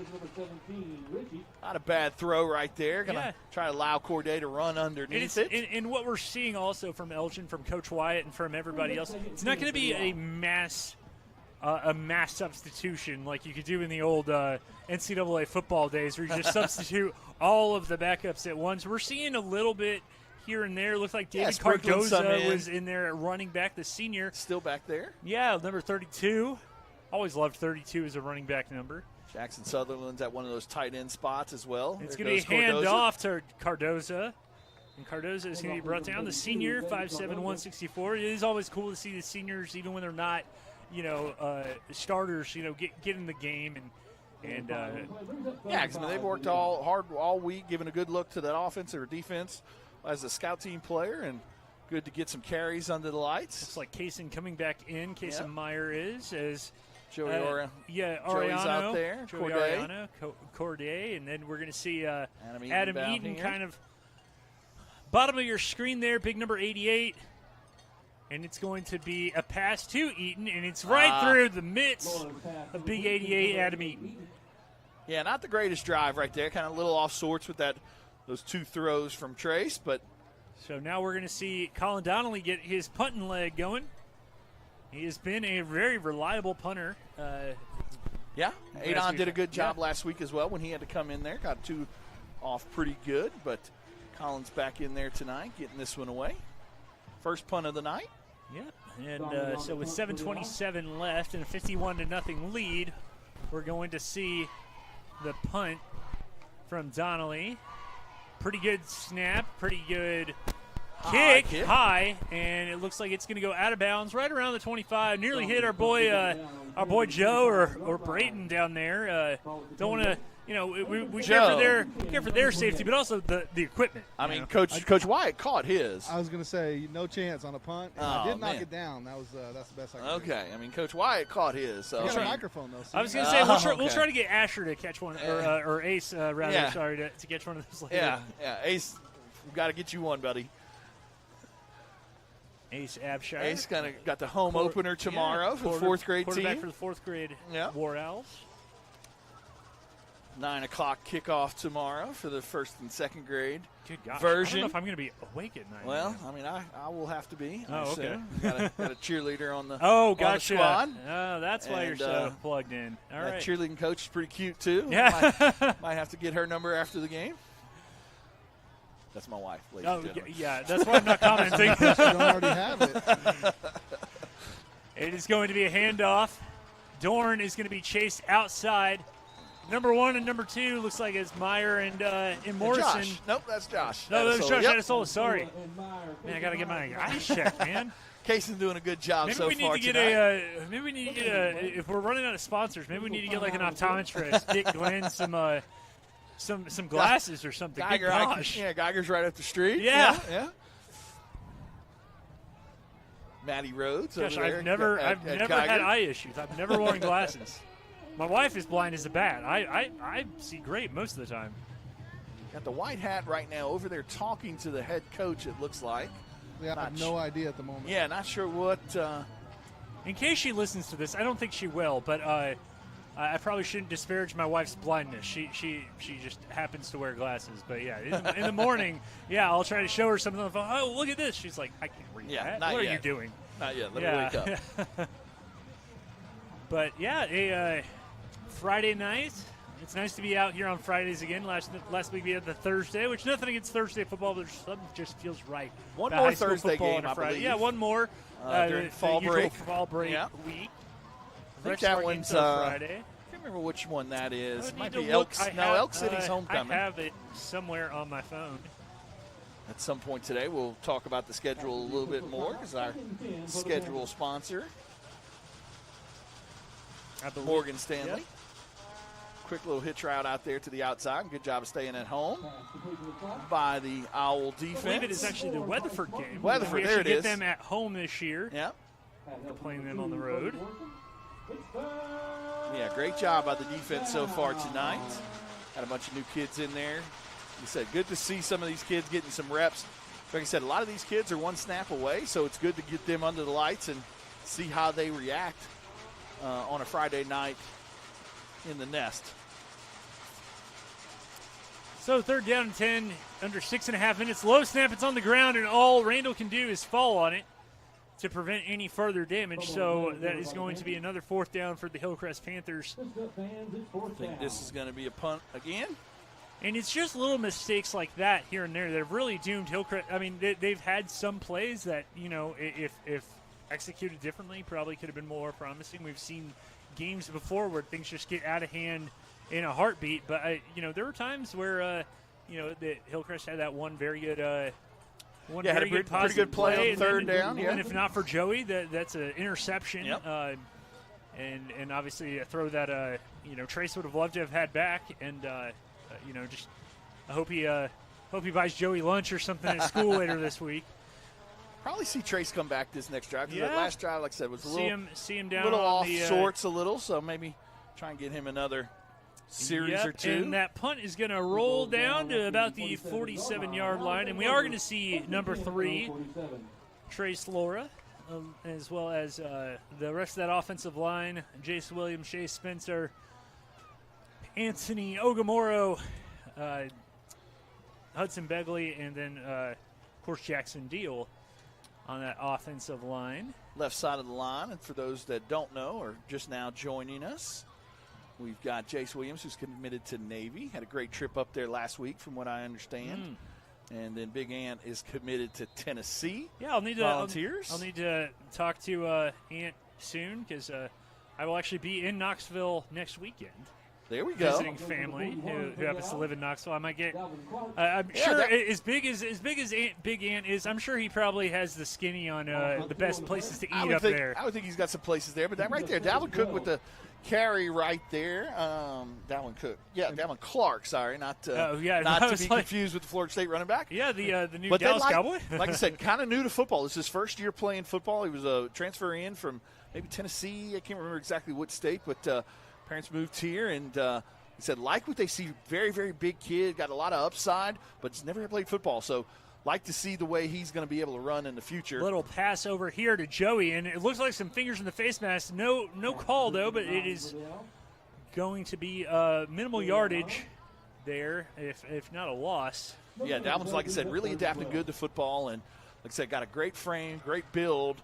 And like I said, if he can kind of get used to football and kind of get that under him, I think you're going to see some big things from him potentially in the future. And they're actually bringing him out of the game and bring Cardoza back in, so he will be he is getting some last-minute instructions from Trace. 3rd and long here. See if we can pick this one up. I know it's 51-0, but it's one of those things that you can work on. And they're going to underneath the Kaysen Meyer. Good blocking there by Eaton. He's going to try and stiff arm a defender. He's got 3 guys. Going to kind of get out of the space of all 3 of them, but then finally brought down by somebody. So that is going to bring up 4th down. Good idea.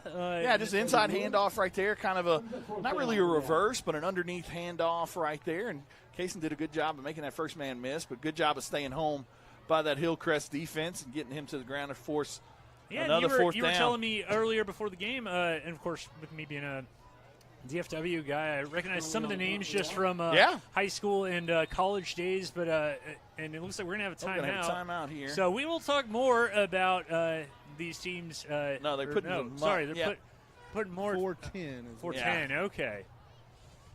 Putting some time back on the clock. Like I said, not 100% sure, but okay, there it is. They've got some. So, like I said, some NFL guys. Adrian Mediz, who had a cup of coffee in the NFL, played at TCU and is from the Dallas area. Oh man, and then it runs into number 54, ran into Colin Donnelly on the punt, and it looks like it's going to be returned, and he's going to be slung out of bounds by Tucker Newhinson. But I don't know. It looked like he already had kicked it. I don't know. Maybe they got a finger on the ball, and if you do get a finger on it, it's not flag ball. Yeah, it's not a. But Adrian Mediz, and then Sergio Kendall was the one you were telling me who was a stud at University of Texas. Played on that team that played for the national championship with Colt McCoy in 2009. And we had Coach Castro on the podcast this week, and he kind of pointed out Coach Castro's a big Texas fan, and pointed out. DC Sergio Kendall, remember him playing back in Texas back in the day? Yeah, and then number 2. Yeah, and then Chason Virgil was a quarterback who I want to say played at Fresno State, and actually in your old neck of the woods, southeastern Louisiana, for a little bit for the Lions. As a quarterback from the Mesquite area. So much like kind of in Oklahoma, you'll have guys that maybe didn't play for the school, but they bring them back to the area, and these guys that want to get into coaching. You saw. Well, Cash has got a couple this year on their staff as well. Okay. I can't think of their names off the top of my head, but I think maybe what's the last name? Caesar. No, Kai Caesar. I think Kai Caesar's back as well. I know at Anadarko, as we see a pass out there, man, good block there by I believe that was Corby as they got the ball out to. DeJon Corbin there. Yeah, good job of cracking back there. I want to say at Anadarko, our friend Dylan Young, he was done some video stuff for the Owls. He was at Anadarko, I want to say this week or last week, and RJ Sink, who was one of the really good running backs in Anadarko about a decade or so ago. He's now their running back coach, and just says he is a fireball of energy with those kids. Just it's fun when you're around the young coaches who are still in their 20s and still – I say this as a man in his mid-30s. Life hasn't beaten you over the head yet. Just wait until you're 42. Oh, cool. I'm looking forward to it. But, they're going to send a man in motion. under 3 minutes left. Going to be handoff. Dorn is going to escape 1. Can't escape 2. Certainly can't escape 3. Yeah, good job by Kaysen and Meyer Hunter. and Hunter Jackson. And it looks like 23 was in 23, there as well. Brady Paraguay. Man, Brady's another one. Brady had a big game this week in the JV game, I believe it was. 5 sacks on the night. Whoa! And like I said, he's really started to pick it up. Junior, I believe, now. Yeah. Like I said, going to start to see him some at that outside linebacker spot as well. Him, Jackson Sutherland, Braxton Antuna, Philip Peabushy. Like I said, we got 4 good ones on the inside and 4 good ones on the outside as well. And like I said, you kind of put some good tape on there and maybe get some snaps against Newcastle as well. Punting formation here. Corday back again to receive the punt. Low snap. Got it away out of bounds. Gonna take over on our side of the 50. Looks like right about the 38-yard line. Like I said, got 1:41 left to go here in the half. Would like to see the offense do a little. Like the last 2 drives, kind of 3 and outs, kind of sputtered a little.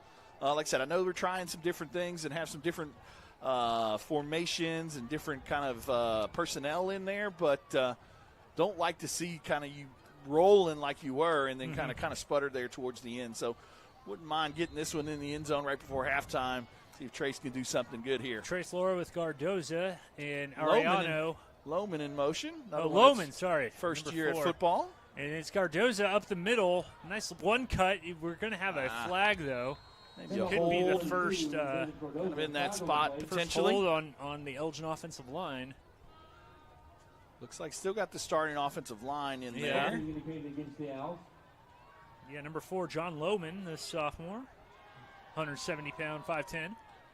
Yeah, I like the way that he's come on as a football player. Like I said, kind of new to the game as well. And him and Kaysen kind of played in that A-back slot spot.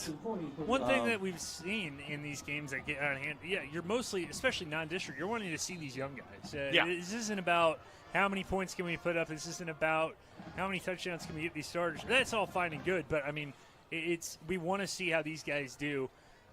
Under the lights with a crowd. Yes. I mean, they do go, like I said, they have the JV games and whatnot. But it can be a different animal when you have this many people. Cardoza with a little positive yard run right there. Under a minute and a half to go. And we do want to shout out some of our former Owls. I saw on the Crabtree Facebook, brothers were here tonight. Were here, and I saw on Happy Facebook birthday, last night, boys. Tanya Ferguson drove all the way back in the middle of the night from seeing Keith get some playing time for the OBU Bison. That's good to hear. I believe they were in Arkansas. Yeah, I think they played Arkansas Tech, the old Wonder Boys. The Wonder Boys. Russellville, Arkansas. Yeah. And it's going to be a offsides against Hillcrest. And so that's some static there. Yeah, maybe. a little Not bit of sure static. What's going on with that, but we'll see what we can do. Yeah. We'll Making sure Joe's not playing with his microphone down there. We'll try and get Coach Wyatt on the way. On the way to the quick little locker pass room. out here to Loman. Pass out here to John Loman. Loman's going to be brought down right around the 30, maybe a couple yards shy of the first down, third down. Good to see him get his hands on the ball. Kind of like I said, kind of saw a little spark of that athleticism and explosiveness right there. Jackson Sutherland coming on in. 20-something seconds. Probably going to let this one roll on in the halftime. So 51-0, your first half score. Defense will start. Looks like they're going to take it all the way down. Yeah. And we'll get Coach Wyatt right here. Yeah, we'll stay right here and get Coach Wyatt, then we'll go to a quick break. Man, just dominant stuff. Dominant stuff from the Elgin Owls. And Coach Wyatt as he approaches Joe Absher. And here's Joe and Coach. Coach, a big first half and you're a home opener. What's your thoughts? Man, I'm really proud of our execution. We bounced back on some things that we struggled with in practice this week, so I'm really liking what I'm seeing. Well, that's good. Keep it up. Thanks. All right. Coach Chalmer Wyatt with the 51-0 lead as Elgin leads Dallas Hillcrest. We are going to go to commercial, and we will come back with halftime.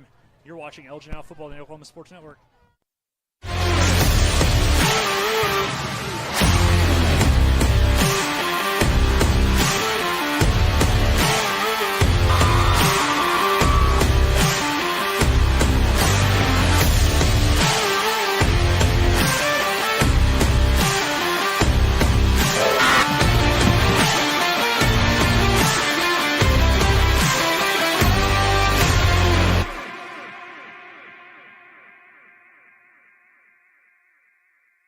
4D Landscaping and Irrigation has been providing top-rated professional landscape and irrigation services for the past 25 years.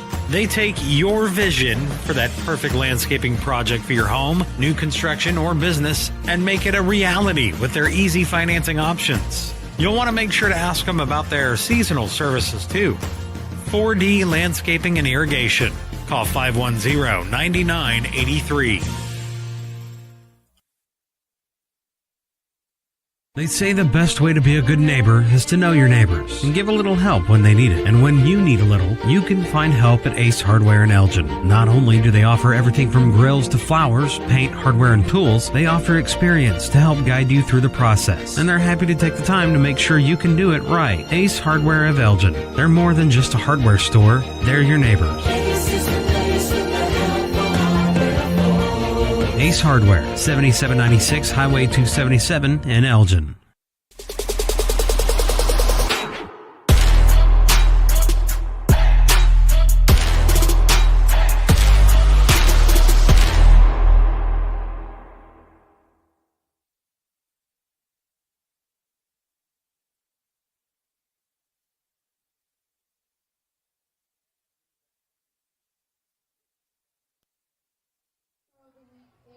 Yeah, we're back here with your halftime band sponsor, Corey Eastlick Farmers Insurance. As your local farmers agent right next to All-America Bank, she can help customers like you identify the insurance coverage that best fits your needs. This process is straightforward and personalized to help make you smarter about insurance. With 18 years experience in the industry, she has the knowledge and tools to help you better understand your coverage options. Whether that's auto, home, life, renters, business insurance, and more, give her a call today at 580-492-5547. Again, this is a Corey Eastlick halftime show. We're up 51-0 here. You're watching Elgin Iowa football on the Oklahoma Sports Network. We're going to let you enjoy the band.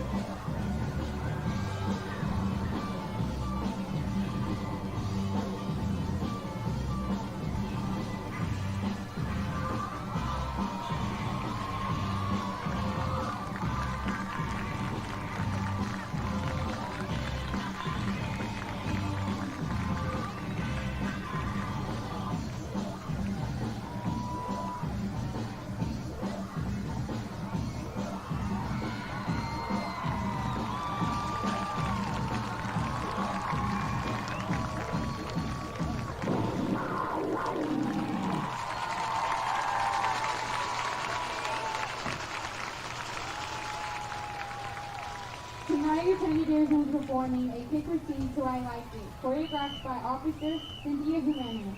Finally, we would like to thank our outstanding football team, administration staff, spirit program, coaches, and fans for a wonderful season.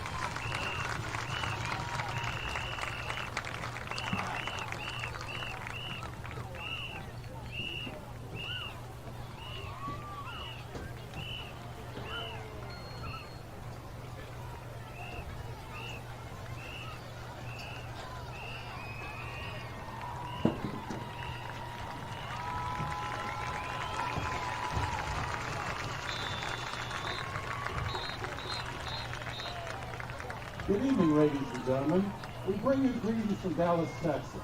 Tonight, the award-winning Panther Band is proud to present a portion of their first movement of this year's March in the Snow, Unseen Wonders, a tribute to a music legend, Stevie Wonder. The band is under the direction of Mr. Alan Charlow and Dr. Song Long. The color guard sponsor is Mrs. Amber Holmes Turner. Our principal is Mr. T.J. Flory, and our superintendent is Dr. Stephanie Elizondo. The section this week is the trumpet section. The drum majors for this evening's show are Sarah Cruz and Blastus Water. Drum majors, is your band ready?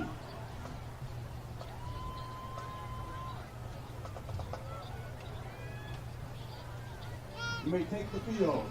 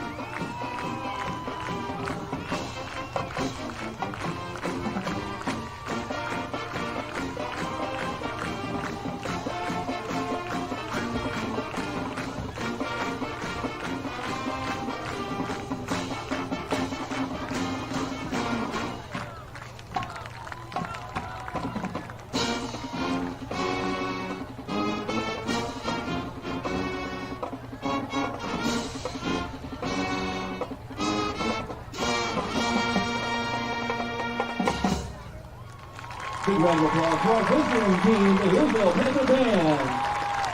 And that was the visiting band of Hillcrest.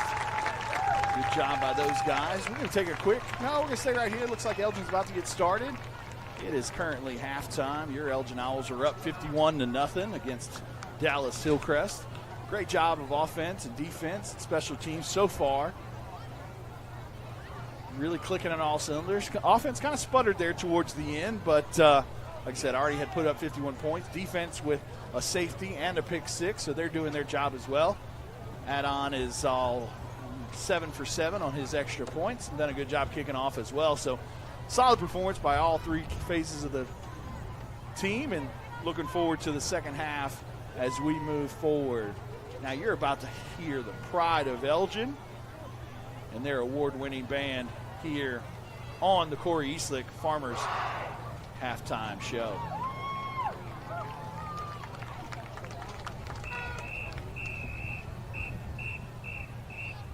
Ladies and gentlemen, for your halftime entertainment, Elgin High School proudly presents the Pride of Elgin Marching Band. The band is under the direction of Mike Palmer, Mary Bell Covell, Shayla Palmer, Jessica Piercy. The band is under the field direction of drum majors Peyton Deal, Celeste Passy, and Sadie Scott. Their 2024 marching show program is entitled The Music of Beauty and the Beast and includes the selections Prologue, Bell, Gaston, and Be Our Guest.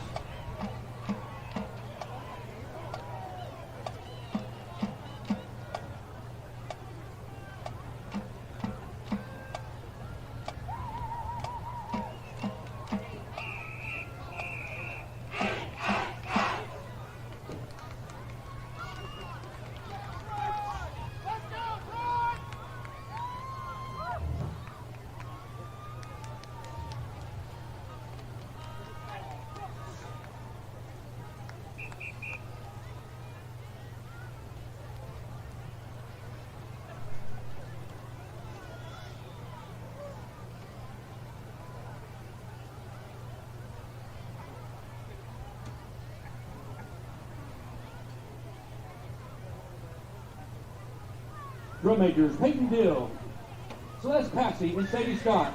Is your band ready?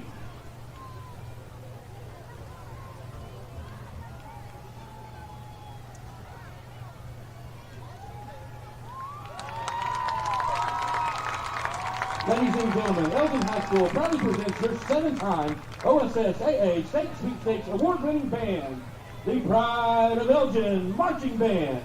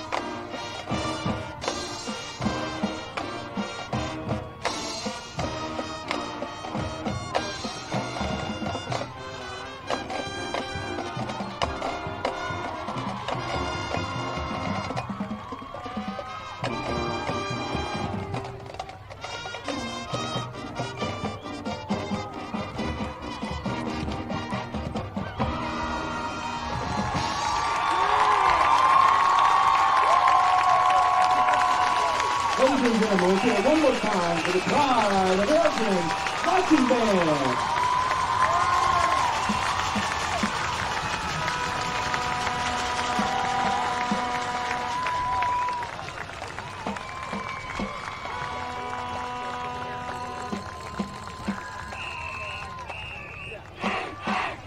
You've been watching the Corey Eastlick halftime show from our band, performing their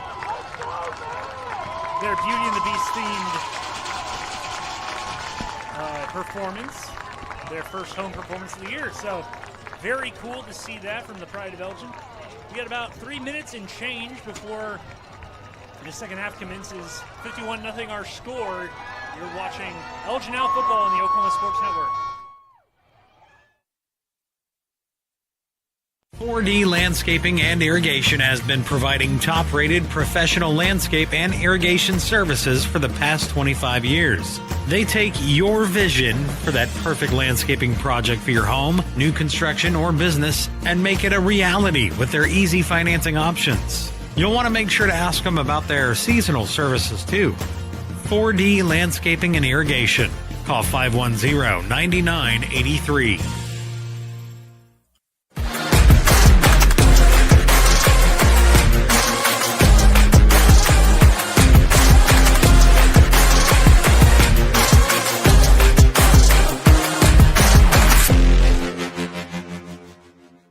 They say the best way to be a good neighbor is to know your neighbors and give a little help when they need it. And when you need a little, you can find help at Ace Hardware in Elgin. Not only do they offer everything from grills to flowers, paint, hardware, and tools, they offer experience to help guide you through the process. And they're happy to take the time to make sure you can do it right. Ace Hardware of Elgin. They're more than just a hardware store. They're your neighbors. Ace Hardware, 7796 Highway 277 in Elgin. Goodbye, paperwork. Hello, convenience. Farewell, waiting. Hello, personal service. Catch you later, dreaming. Hello, planning. Buy your dream home, connect with a personal banker, and easily schedule an appointment with digital tools from Arvest Bank. Goodbye limits, hello possibilities. Arrow Sign Company has been serving Oklahoma and surrounding states for over 60 years. As a family-owned business, our focus has always been on driving people to your door, not just selling you a sign. From custom sign design and manufacturing to installation and service, Arrow Sign has the knowledge and experience to deliver the ideal sign for you while using materials of the highest quality to ensure that your sign will look great for years and years to come. We design and manufacture our signs for longevity, so you get the greatest return on investment possible. Arrow Sign Company, helping your business thrive since 1955. Are you looking for more than just a job? Paris Foods in Lawton offers a career with a competitive starting wage, opportunity for advancement, life and health insurance, including medical, dental, and vision, as well as 401k retirement plan. At Paris, you can be proud of a company that gives back to the community. But most of all, you can take pride from making a quality product. Paris Foods, making the best tasting hot dogs and smoked sausages, the food America likes to eat. So come be a part of a winning team and start your path to success today. Bank First is uniquely Oklahoman, deeply rooted in over 50 communities statewide. From those roots, our investment in education springs forth, helping to raise the Oklahoma leaders of tomorrow while providing financial strength to the business leaders of today. That's the kind of loyalty that helps entire communities thrive. Bank First. Loyal to Oklahoma. Loyal to you.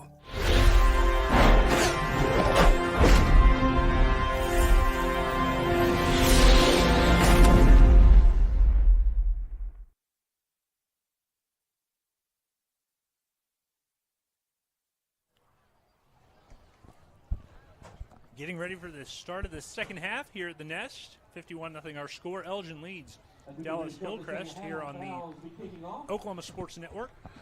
Got to talk to David Dillingham a little at halftime there, stat man extraordinaire. And what can you say? I mean, great job by the offense, great job by the defense. Ritson Meyer with 80 yards rushing and 3 touchdowns. Had that 66-yard touchdown reception as well, so well over 100 yards of total offense for him so Should be far. 4 touchdowns, right? Yeah, the three on the ground and 1 through the air, Joe. Braxton Antuna with the 1 carry for 90 yards, so that's going to help the old average for him. So, 1 carry for 90 yards and a touchdown. Trace is 10 for 14 for 223 and 2 touchdowns. Brody, after the first one, kind of made up for himself there. He's got 4 catches for 123. We've got 417 yards of total offense. Hillcrest 5. Oh, wow. So ready for another Wayne's drive-in kickoff? Let's go to Wayne's. Delgado is there, going to let it bounce, and it's going to be picked up. I believe that's Dorn. Hard to tell at this point, but it's at about the 27-yard line is where Hillcrest will take over. We're seeing a lot of guys, a lot of names and numbers that we were seeing for the first time. Week 0 last year, or first game last year, we were beaten, Anadarko by quite a bit. But against MacArthur, not a real chance to see a lot of the second and third teamers. So we're seeing a lot of guys come in there. I think I saw Gage Elam run in there. We've already seen Tucker News still in there. Looks like Freddie Nina. Gabe Rush is out there, which we saw Gabe play quite a bit. Yeah, Freddie, get to see him out there. Kobe Morton in the middle, along with number 30, it looks like out there. Yeah, that's Gage Elam. And picking up right where they left off. Yeah. Brady Paraguay in there for the big lost yardage play there. We do want to shout out our third quarter sponsor, the Ace Hardware store of Comanche Home Center there in Elgin. And so the 11 quick minutes, little replay there. A little replay there from Southwestern Bedliners. And it's going to be up the middle. We got a new running back there for Dallas Hillcrest, and he is not going to get much going. It looks like that was Elijah Paxton. Number 82 got a good penetration 82. right there for us. Yeah, number 82, it looks like that is Braden Jones, a junior, 6'1", 190. Yeah, good job of penetration right there, kind of messing up the timing of that play. Brings up a 3rd and long. Kind of said that a lot tonight. Yeah, and you just kind of see it in the, body language can tell a lot. These Hillcrest players haven't given up, but, it is a long night at this point. Seen Elam with some pass pressure as good job pass over the middle by Obana, and it looks like it was is that Josh Adesola that made the tackle there? Yeah, good job of stepping up from the pressure right there and throwing on the run for a big 3rd down pickup for Hillcrest. Couple 3rd down pickups they've had so far tonight, doing pretty good right there. Looked like the same play they've been trying to run on 3rd downs right there. See Sweet Caroline, Coach Wyatt's daughter, heading up the stands right now. Yeah, I saw. Give her a little Sweet Caroline serenade later on. And brought down. Braden Jones in there again. Braden Jones. Job right there. Defensive front. Getting some good penetration. Brady Paraguay was in there again, so was Tucker New. Yeah, I think I saw the Castros sitting. They're kind of right under us. Right below us. Yeah, I noticed. At one point, I saw a woman wearing a really cool Elgin Owls hat. I was like, man, where'd you get a hat like that? And then I noticed that the baby was Phoenix. I was like, you know what? If your husband's on the coaching staff, you can probably get whatever hat you want. Yeah, I think it's probably easy. Yeah. So second down rather after that first pickup, and then the Jones tackle behind the line of scrimmage. Good job by Brady again. Paraguay right there. Yeah, Brady Paraguay. Holding on for dear life and being able to bring them down after a short yardage play. Yeah, like I said, had a great JV game. Really impressed during the fall camp. Started to really come on and said probably look for him to play some meaningful snaps throughout the year. But it's good to get him in and get some reps on these lights here in the nest. Him and Jackson Sutherland on the outside. Looks like Kobe Morton and Gage Elam on the inside. Yeah. Up the middle, it looked like that was Elam, and it tipped. Obana has definitely been their go-to receiver tonight, but man, some of those passes, and you got to attribute some of that, the high passes from Randall or whoever has been quarterbacking. You got to attribute a lot of that to the pass pressure. It really messes up your rhythm. Yeah. Yeah, I mean, like I said, these spread offenses are all about timing and things like that. And if you can get good penetration and things, it really messes up the timing of those. And, I mean, Corday Ritchie is back. We do have a running clock here, even though it's an incomplete pass. As you can see with our scoreboard camera, it is running. So the second half will probably get through pretty quickly, barring any unforeseen circumstances. Richie's dancing a little bit. He's at the 20. He's at the 25, trying to find some blockers. He got it. That up. He's getting, nearly messed up a little bit, but it had kind of skated through an arm tackle there. But again, like I said, that's what we like to see from him. I mean, he does a great job with the ball in his hand, so going to look for him to kind of maybe turn into that punt returner as the year moves on, and also going to probably see him some in the second half on the outside because he's a really good receiver as well. Looks like Trace's night is done, maybe? Yeah, here comes number 13, Caden Boletto. False information. Yep. Joe thought that maybe the ones were going to come out for a series. Like I said, kind of sputtered there towards the end of that second quarter, but can't fault them at all with the way that they played early there in the first quarter. Got Lohman coming in motion. Lohman's going to be brought down pretty hard by that Hillcrest defense. I'm expected to hear a lot of cheers from the folks for Caden Boletto. And just everything that he has gone through, and just expect big things from him this year when he gets the chance to play. Yeah, only a sophomore, kind of maybe that heir apparent to Trace. I mean, Trace has been here for a long, long time, so good to get him some meaningful snaps here in the game. I kind of saw a jump from him from last fall to this fall, going to practice and things like that, and even those JV games, he's really making some plays with his feet. He's stepping up in the pocket, and the ball's starting to really come out of his hand really, really nice. He's kind of gotten away from some of those bad throws and gotten his arm together, and going to see him throw right here. Quick little out. Little pass out there. I believe that's Cardoza. Yep. So, yeah, I mean, 51-0. Oh, why are you throwing them all this, that, and the other? I mean, you want to get Caden some reps and some throws in the live action. I mean, at practice a lot of times, he's not able to get hit and things, and so you want to see what he's like under the lights with those live bullets flying at him. Yeah, Caden Boletto, the sophomore, 6'1", listed at about 165. And we're going to see, the Owls send Joey out. Yeah, Joey's Joey on the other Ariano, side. And Jackson Sutherland in at tight end. Lohman. And it looks like it's caught by Lohman, and he is going to be fighting for yardage, man. Great job right there by him. Down. Yeah.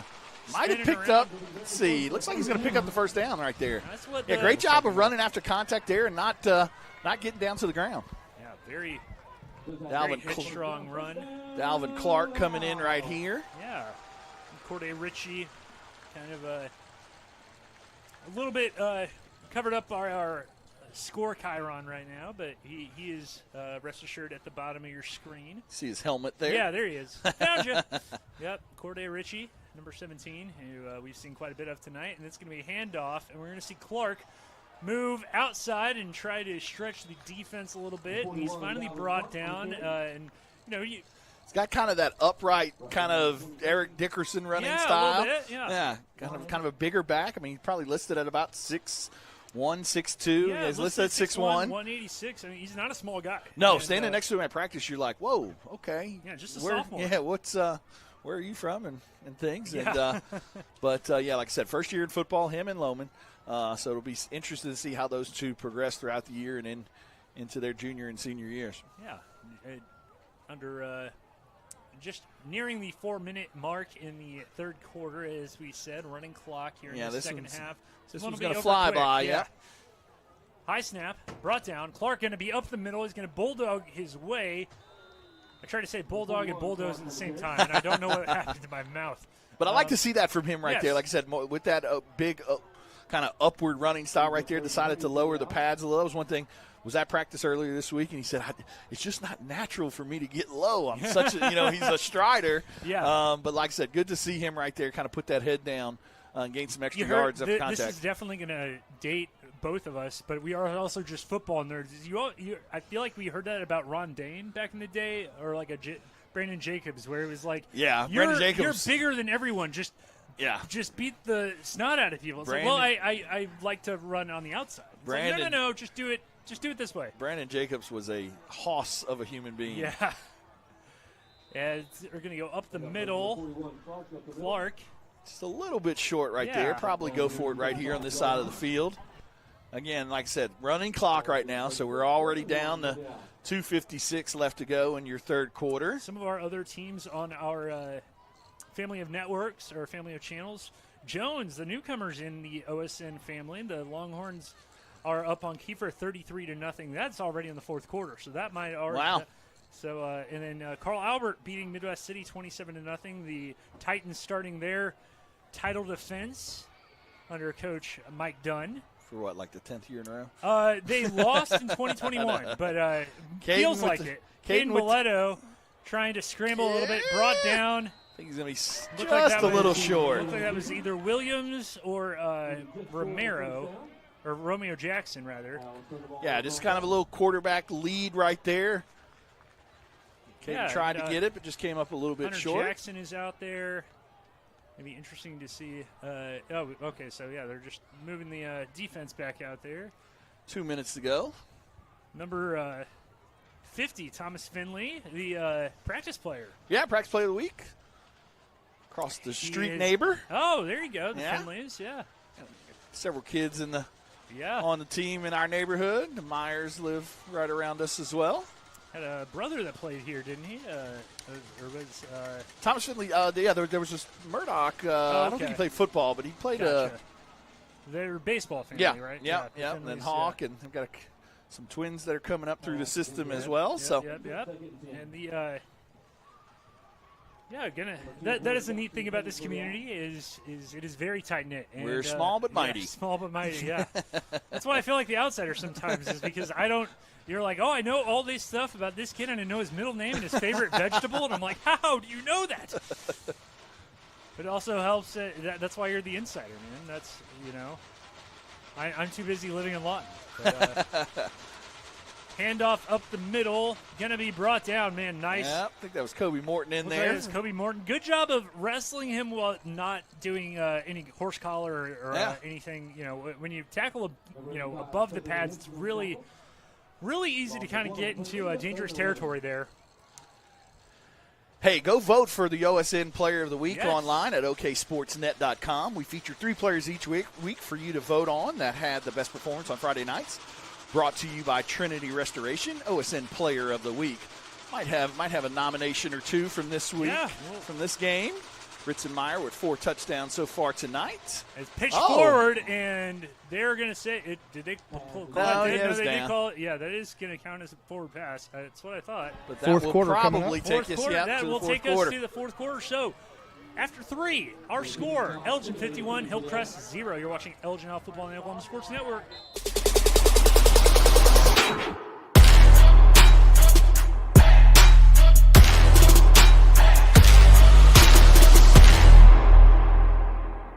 Step into the best chapter of your life, one with rheumatology care from a provider who focuses on your well-being and getting you back to what matters most. Dr. Shahzad is dedicated to building long-lasting relationships based on trust and medical integrity with every single patient. Schedule your telemedicine appointment today. Don't let rheumatoid arthritis or other inflammatory conditions stop you from enjoying life. MMG, the power of many for the benefit of one.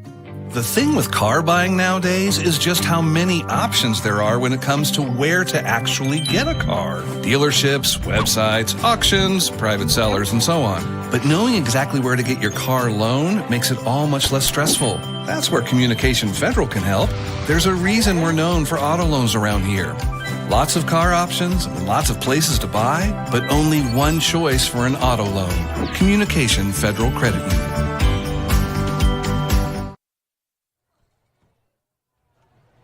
Back at the nest with a punt from Hillcrest.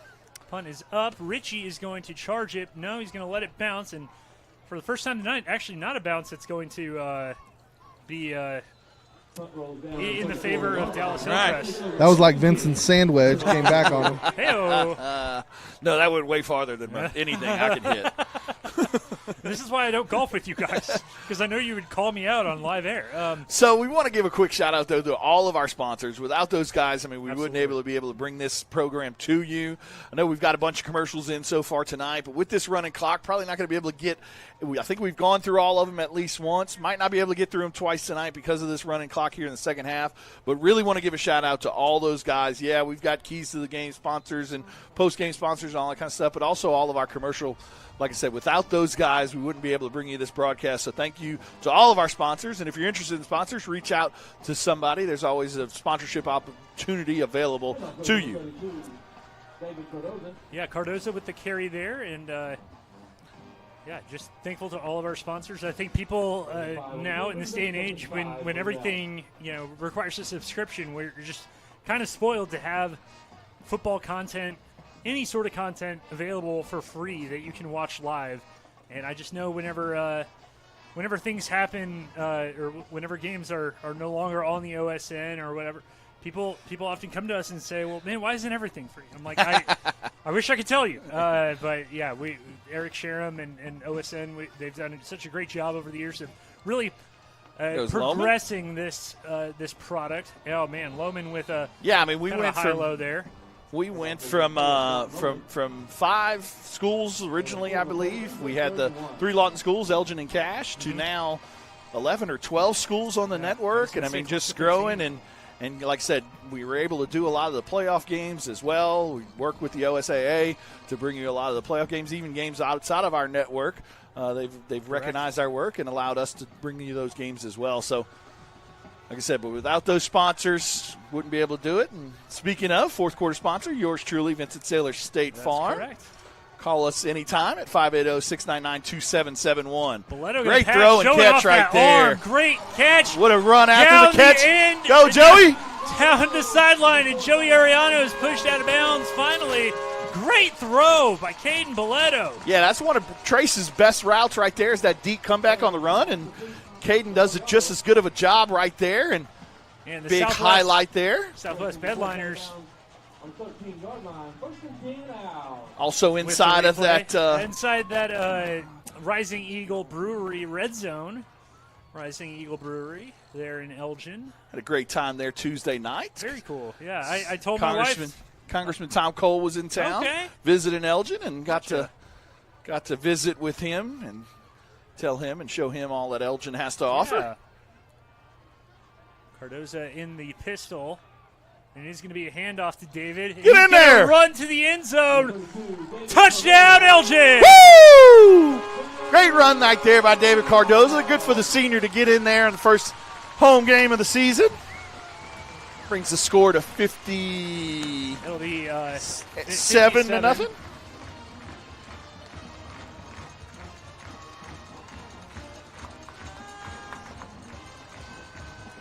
David Cardoza there with the big run. See if Adon can make this one.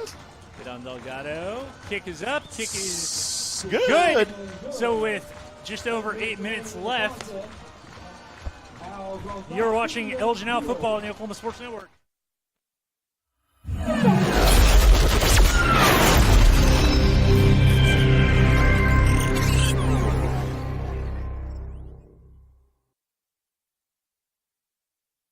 College is more than just going to class. College is a journey. It's meeting new people and making new friendships that will last a lifetime. It's learning from professors who care about you and your success. And finding out it can be really fun and rewarding. It's discovering that thing you want to do for the rest of your life. Cameron University is all about helping you grow and succeed. Because your success is our success.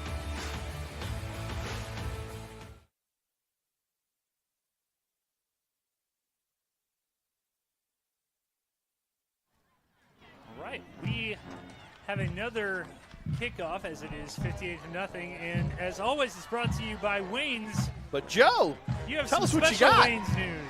Well, we got some new T-shirts in at Wayne's, the cancer awareness shirts, where $5 from every shirt sold will go back to the cancer centers of Southwest Oklahoma. Very cool. And once you, oh man, the kick dribbles out of bounds. Joe, that's an awesome deal, man. congratulations to you guys. It's something we've done for that spirit of survival, and they're bringing it back, and so we're bringing it back, and we love supporting the community all the way around. That's awesome, man. My wife has a Wayne's Spirit of Survival shirt at home, and it's very cool that you guys do that. So the kickoff out of bounds, unfortunately, there. Yep. A little miscue, but that'll give Hillcrest decent field position right here. To talk about our R&J Motors Drive summary, where kind of short field, and then allowed them to really the long play, great play by Caden and Joey there on the long deep comeback, and Joey made a man or two miss and got some big yardage after it, and then punched in by David Cardoza for the touchdown there. And that's your drive summary. So they're going to have a little pop pass there to Obana, and he's going to be brought down right around the 40-yard line or so. So Dallas Hillcrest, as I mentioned, from the North Dallas area. Yep. And Elgin, and this is not something new for teams in Southwest Oklahoma. They often play teams from Texas when they can. I know Altus and Vernon have played each other for years. Well, Coach Wyatt talked a little bit about it on the OSN coaches show this week. Like I said, once we had our schedule all set and ready to rock and roll, and then things changed, and the reclassification dropped us to 4A, and that put two of our district opponents that were our non-district opponents as district players. So kind of scrambling there to find some games, and one thing led to another, and here we are playing Hillcrest. And then we'll go down there next year. Yeah. So that'll be a fun trip down to Dallas. Hopefully things have changed a little since the last time I did a game in Texas. Several years ago when we did a cash game. We weren't able to bring it to you by video. So we had to do kind of a radio broadcast. Oh, that's right. They do. So I forgot about that. UIL does typically have a rule about live broadcast of Friday night games. They do have a streaming service now where they bring Texas high school football games. But, it used to be you could not play on Friday nights specifically. So anytime you saw a Texas team on one of those ESPN games, it was always a Thursday or Saturday. And I forgot completely about that. Yeah, so Who did Cash play? Was that when they played? I can't remember. One of the teams around here played Munster. I think that was Munster. That was Munster. Yeah, it was Munster, Munster, I think, Texas. had played for a state title the year before, or was going to play for one. That they were very good. I believe one of the Walter Shides, who's now at Oklahoma State, was playing for them. I remember Seth Olson, former coworker from the paper, was like, "Dude, I got to go to that game." Of course, he loved being around Cash football, all the football teams, but he really liked the area schools. Stick around after the game. We've got our post-game show. Going to kind of wrap that up fairly quickly, but we'll have a interesting little deal. Joe's going to probably, if we can get it all set up, Joe's going to have our player of the game, a quick little interview down there on the field with him, and we'll catch up with Coach Wyatt as well. You've got 5:50 and counting here in your Vincent Saylor fourth quarter. Like I said, took care of business. We kind of knew coming in that there was this possibility that we were going to come away with a victory tonight. But like I said, that's why they play the game. But way to take care of business. Like I said, offense started out very strong. Probably some things to work on that off week because it kind of got a little sloppy there towards the end of the second quarter with the starters. But can't fault that there. I'll put up a ton of points and got a lot of things rolling there. Got an off week next week prior to hosting a big battle against Newcastle. That'll be our last district game of the year. Last non-district. Last non-district game, and then we'll roll directly into that big 4A1 district. Yeah, it's not going to be an easy time necessarily. I know there are a couple teams in the district that fans might kind of shrug their shoulders at, but you look at the top 10 Weatherford, in Class 4A. Yeah. Clinton, Weatherford, and Elk City are going to be as tough of district opponents as you can really ask for. Interesting to see kind of how that Altus Elk City game turns out. Yeah. We'll catch up with some scores. I know Cash and Duncan.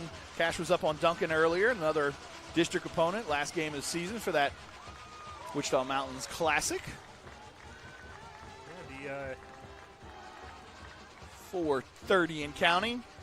Like I said, for those that are just joining us or trying to figure out how this second half has gone so quickly. Second half, we've had a running clock, so Elk City up 21-14 on Altus in the third quarter. Late in the third, they're at at the stadium there in Altus.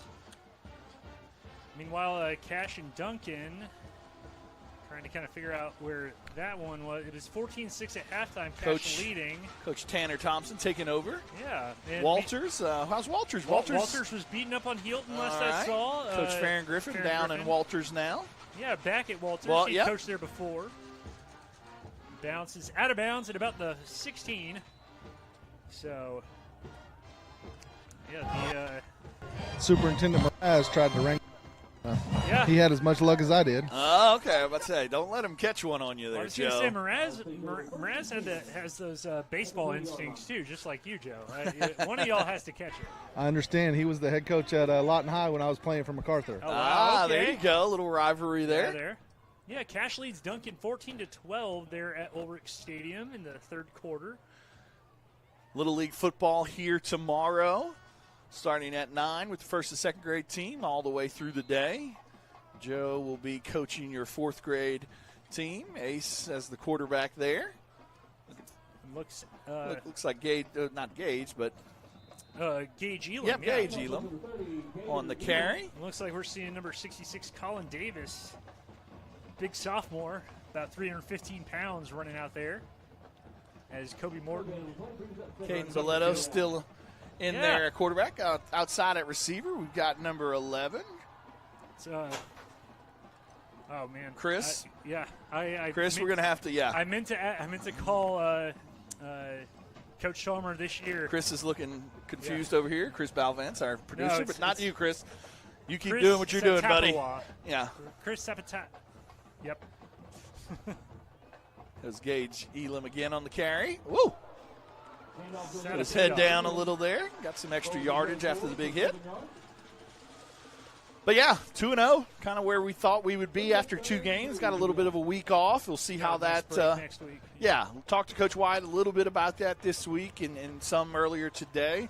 Probably have a regular week of practice and give everybody Friday and Saturday off, and then come back on Sunday for our normal Sunday film review and prep for the big game for Newcastle. Yeah, the Racers trail Tuttle. They're at Newcastle right now. They've actually been shut out as the third quarter nears its end there. 14-0 there. Tuttle is nothing to mess with. Brad Ballard, obviously one of the best coaches in 4A, is, man, Elam eluded some tacklers and then just like a train hitting a bunch of bricks, just stopped. Yeah, I mean, 14-0 right there. Like I said, Newcastle, Tuttle from the Daily Oklahoman is either Wagner might be 1, Tuttle might be 2. I think we're 3. I think I read Wagner 1. Yeah, I think Wagner's 1, Tuttle 2, us 3. I think that's the interesting thing also about those preseason rankings don't matter. Yeah, no, but what it does mean is when you talk about the status of those programs and the status of those coaches, Dale Condit obviously going to be one of the greatest coaches to coach in Oklahoma. Brad Ballard obviously been very successful. And then right at number 3, you're going to have Elgin and Chalmer Wyatt. It says a lot about where this program is and where it has been about 5 to 6 years ago. Well, it'll be interesting to see how, like I said, we match up, how Tuttle finishes that game and how we match up against Newcastle. I know a lot of times you can't necessarily, compare apples to apples when you play a common opponent. Correct, but at least it'll give us an idea of kind of where we stand. Fellas. Yep, it sure should be. Looks like it will be. We will take a quick break, and then we will come back and hopefully have both both our player of the game and Coach Wyatt. But that will be the final score. Elgin 58, Hillcrest 0. We'll be right back on the Oklahoma Sports Network.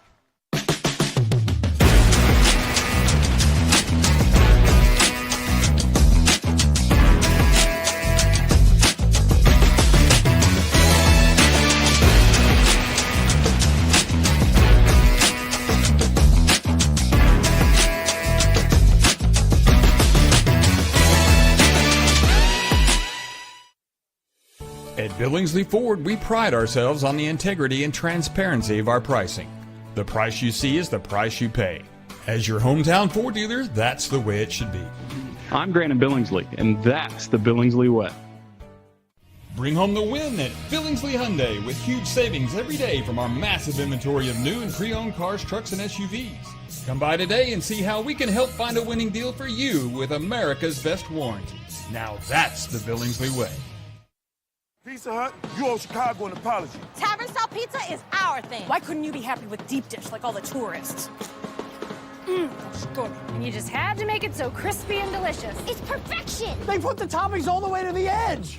It's cut in the shareable squares. That's delicious. What's your deal, Pizza Hut? Your secret's out, Chicago. Try any of our large Chicago tavern-style recipes for just $12 each. Hey, Pizza Hut, you owe Chicago an apology. Sorry, Chicago. No one out pizzas the Hut. Apology accepted.